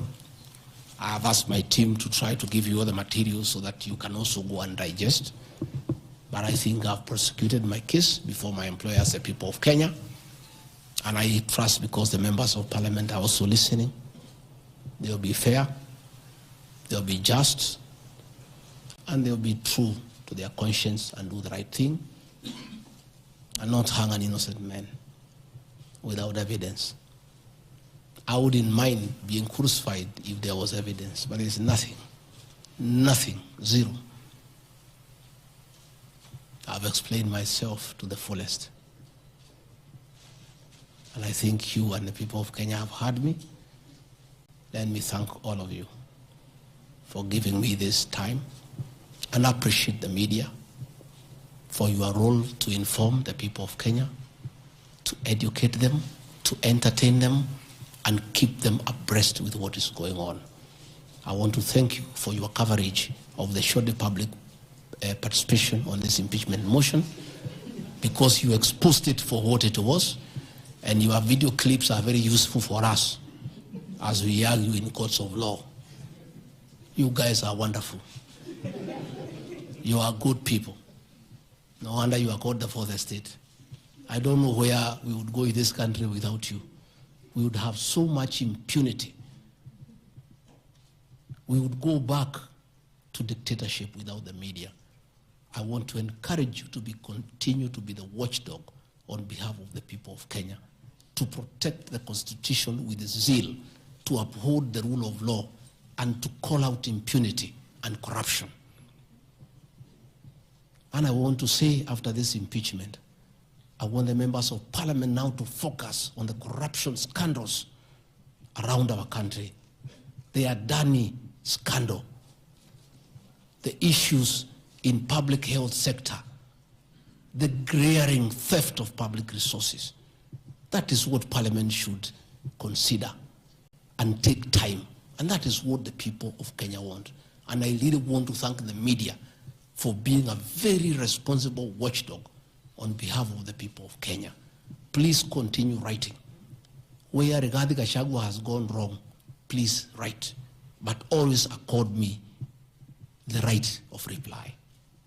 Don't condemn me unheard. And I want to thank you tonight, because you have really written accusations against me.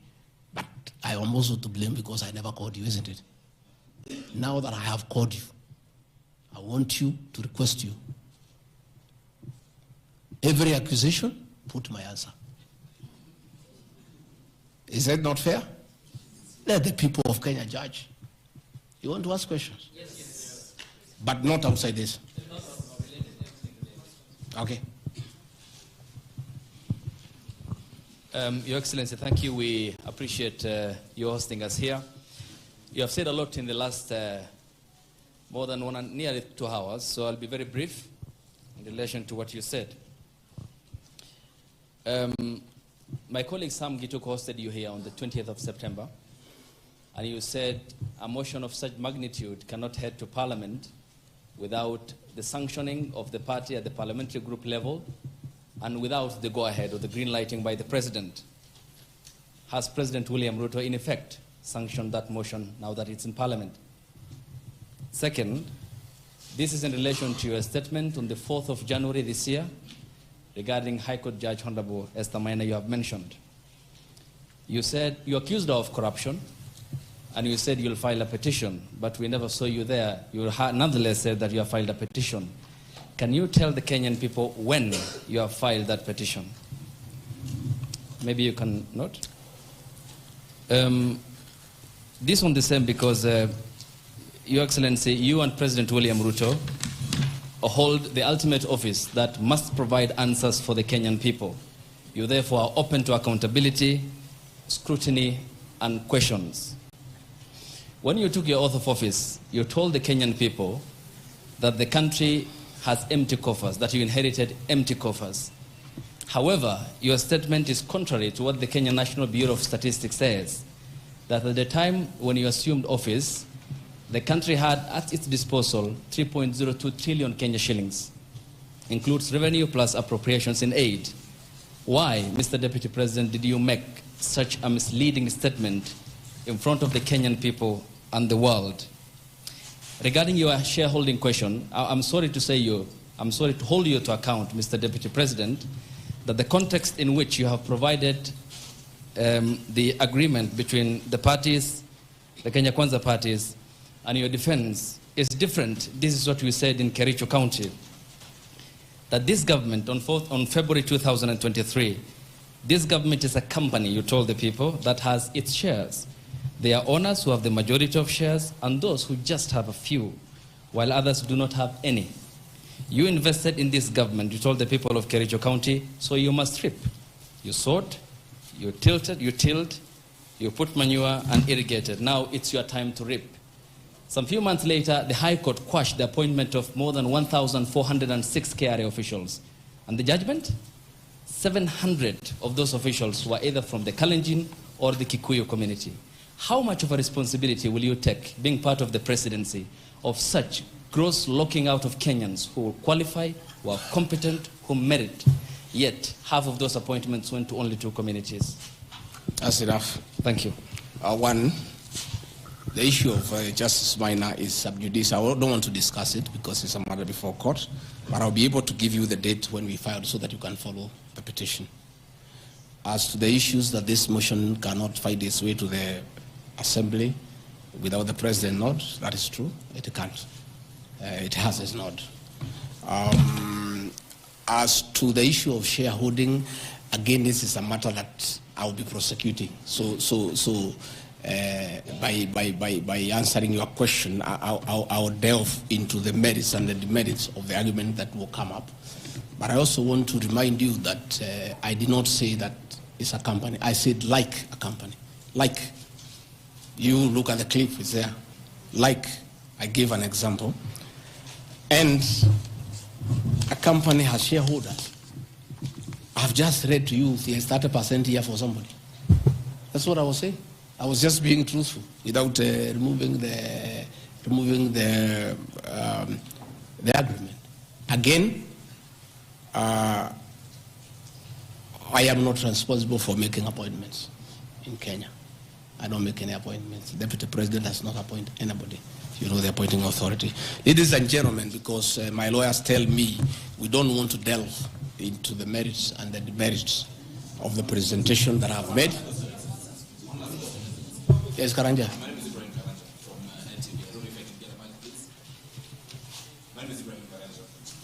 From NTV. Your Excellency, when you apologized to President Uhuru Kenyatta, you said that the words used then were out of political reasons. And that's why you are apologizing. So why should Kenyans believe you today that what you're saying is not for political reasons, for your own immediate benefit? My second question, Your Excellency, what next if this impeachment happens tomorrow? If you're impeached, what next for you? If you're not impeached, then what next in this political marriage between you and President William Ruto? Let's say your answer is what I've discussed here are facts. It's for the people of Kenya to look at the facts and decide whether they have the necessary veracity or not. As to what I'll do or not what I'll do, let's cross the bridge when we get there.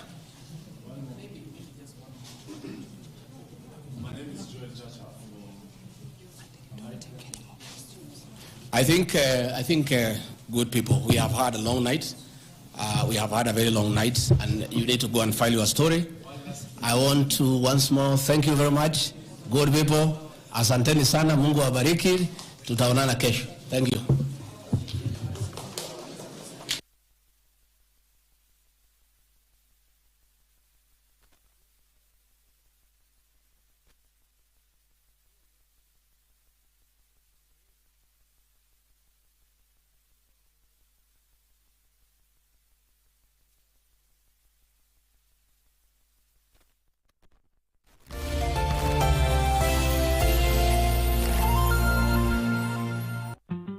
Mapato ya jasho lako, faida ya nguvu zako, na juhudi za kila siku kuboresha maisha yako. KDIC ndio ngao ya jasho lako. KDIC linzi wa akiba yako. Relax, akiba yako iko salama.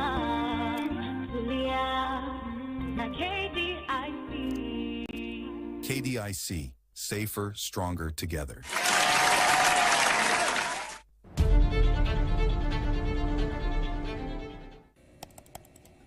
Technology has become a crucial part of our society. Without technological advancements, so much of our everyday lives would be drastically different.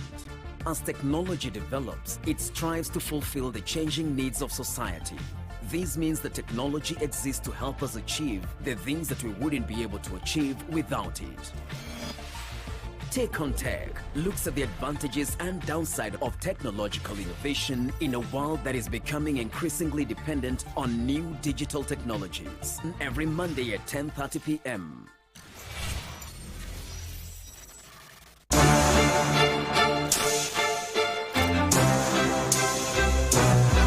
She's articulate, she's charismatic, she is insightful, creative.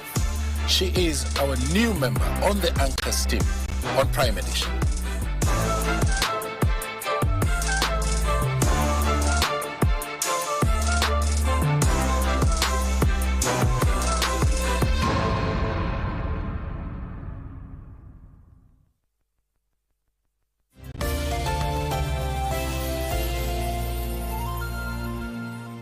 Welcome to the Kenya Deposit Insurance Corporation, or KDIC, a state corporation established under the KDI Act Cap 487C.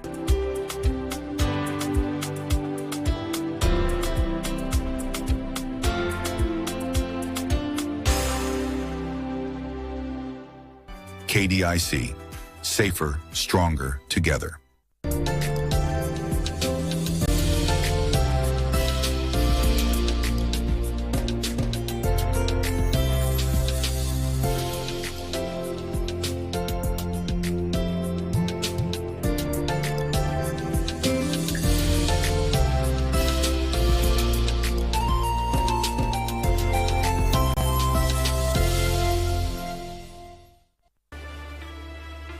Kuna matangazo gani?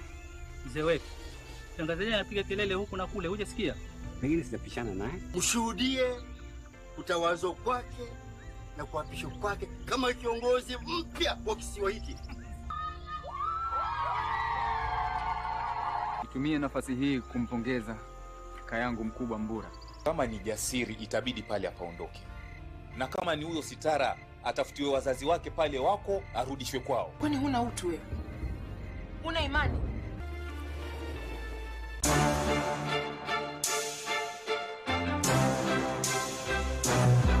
She's articulate. She's charismatic. She is insightful. Creative. She is our new member on the Anchors team on Prime Edition.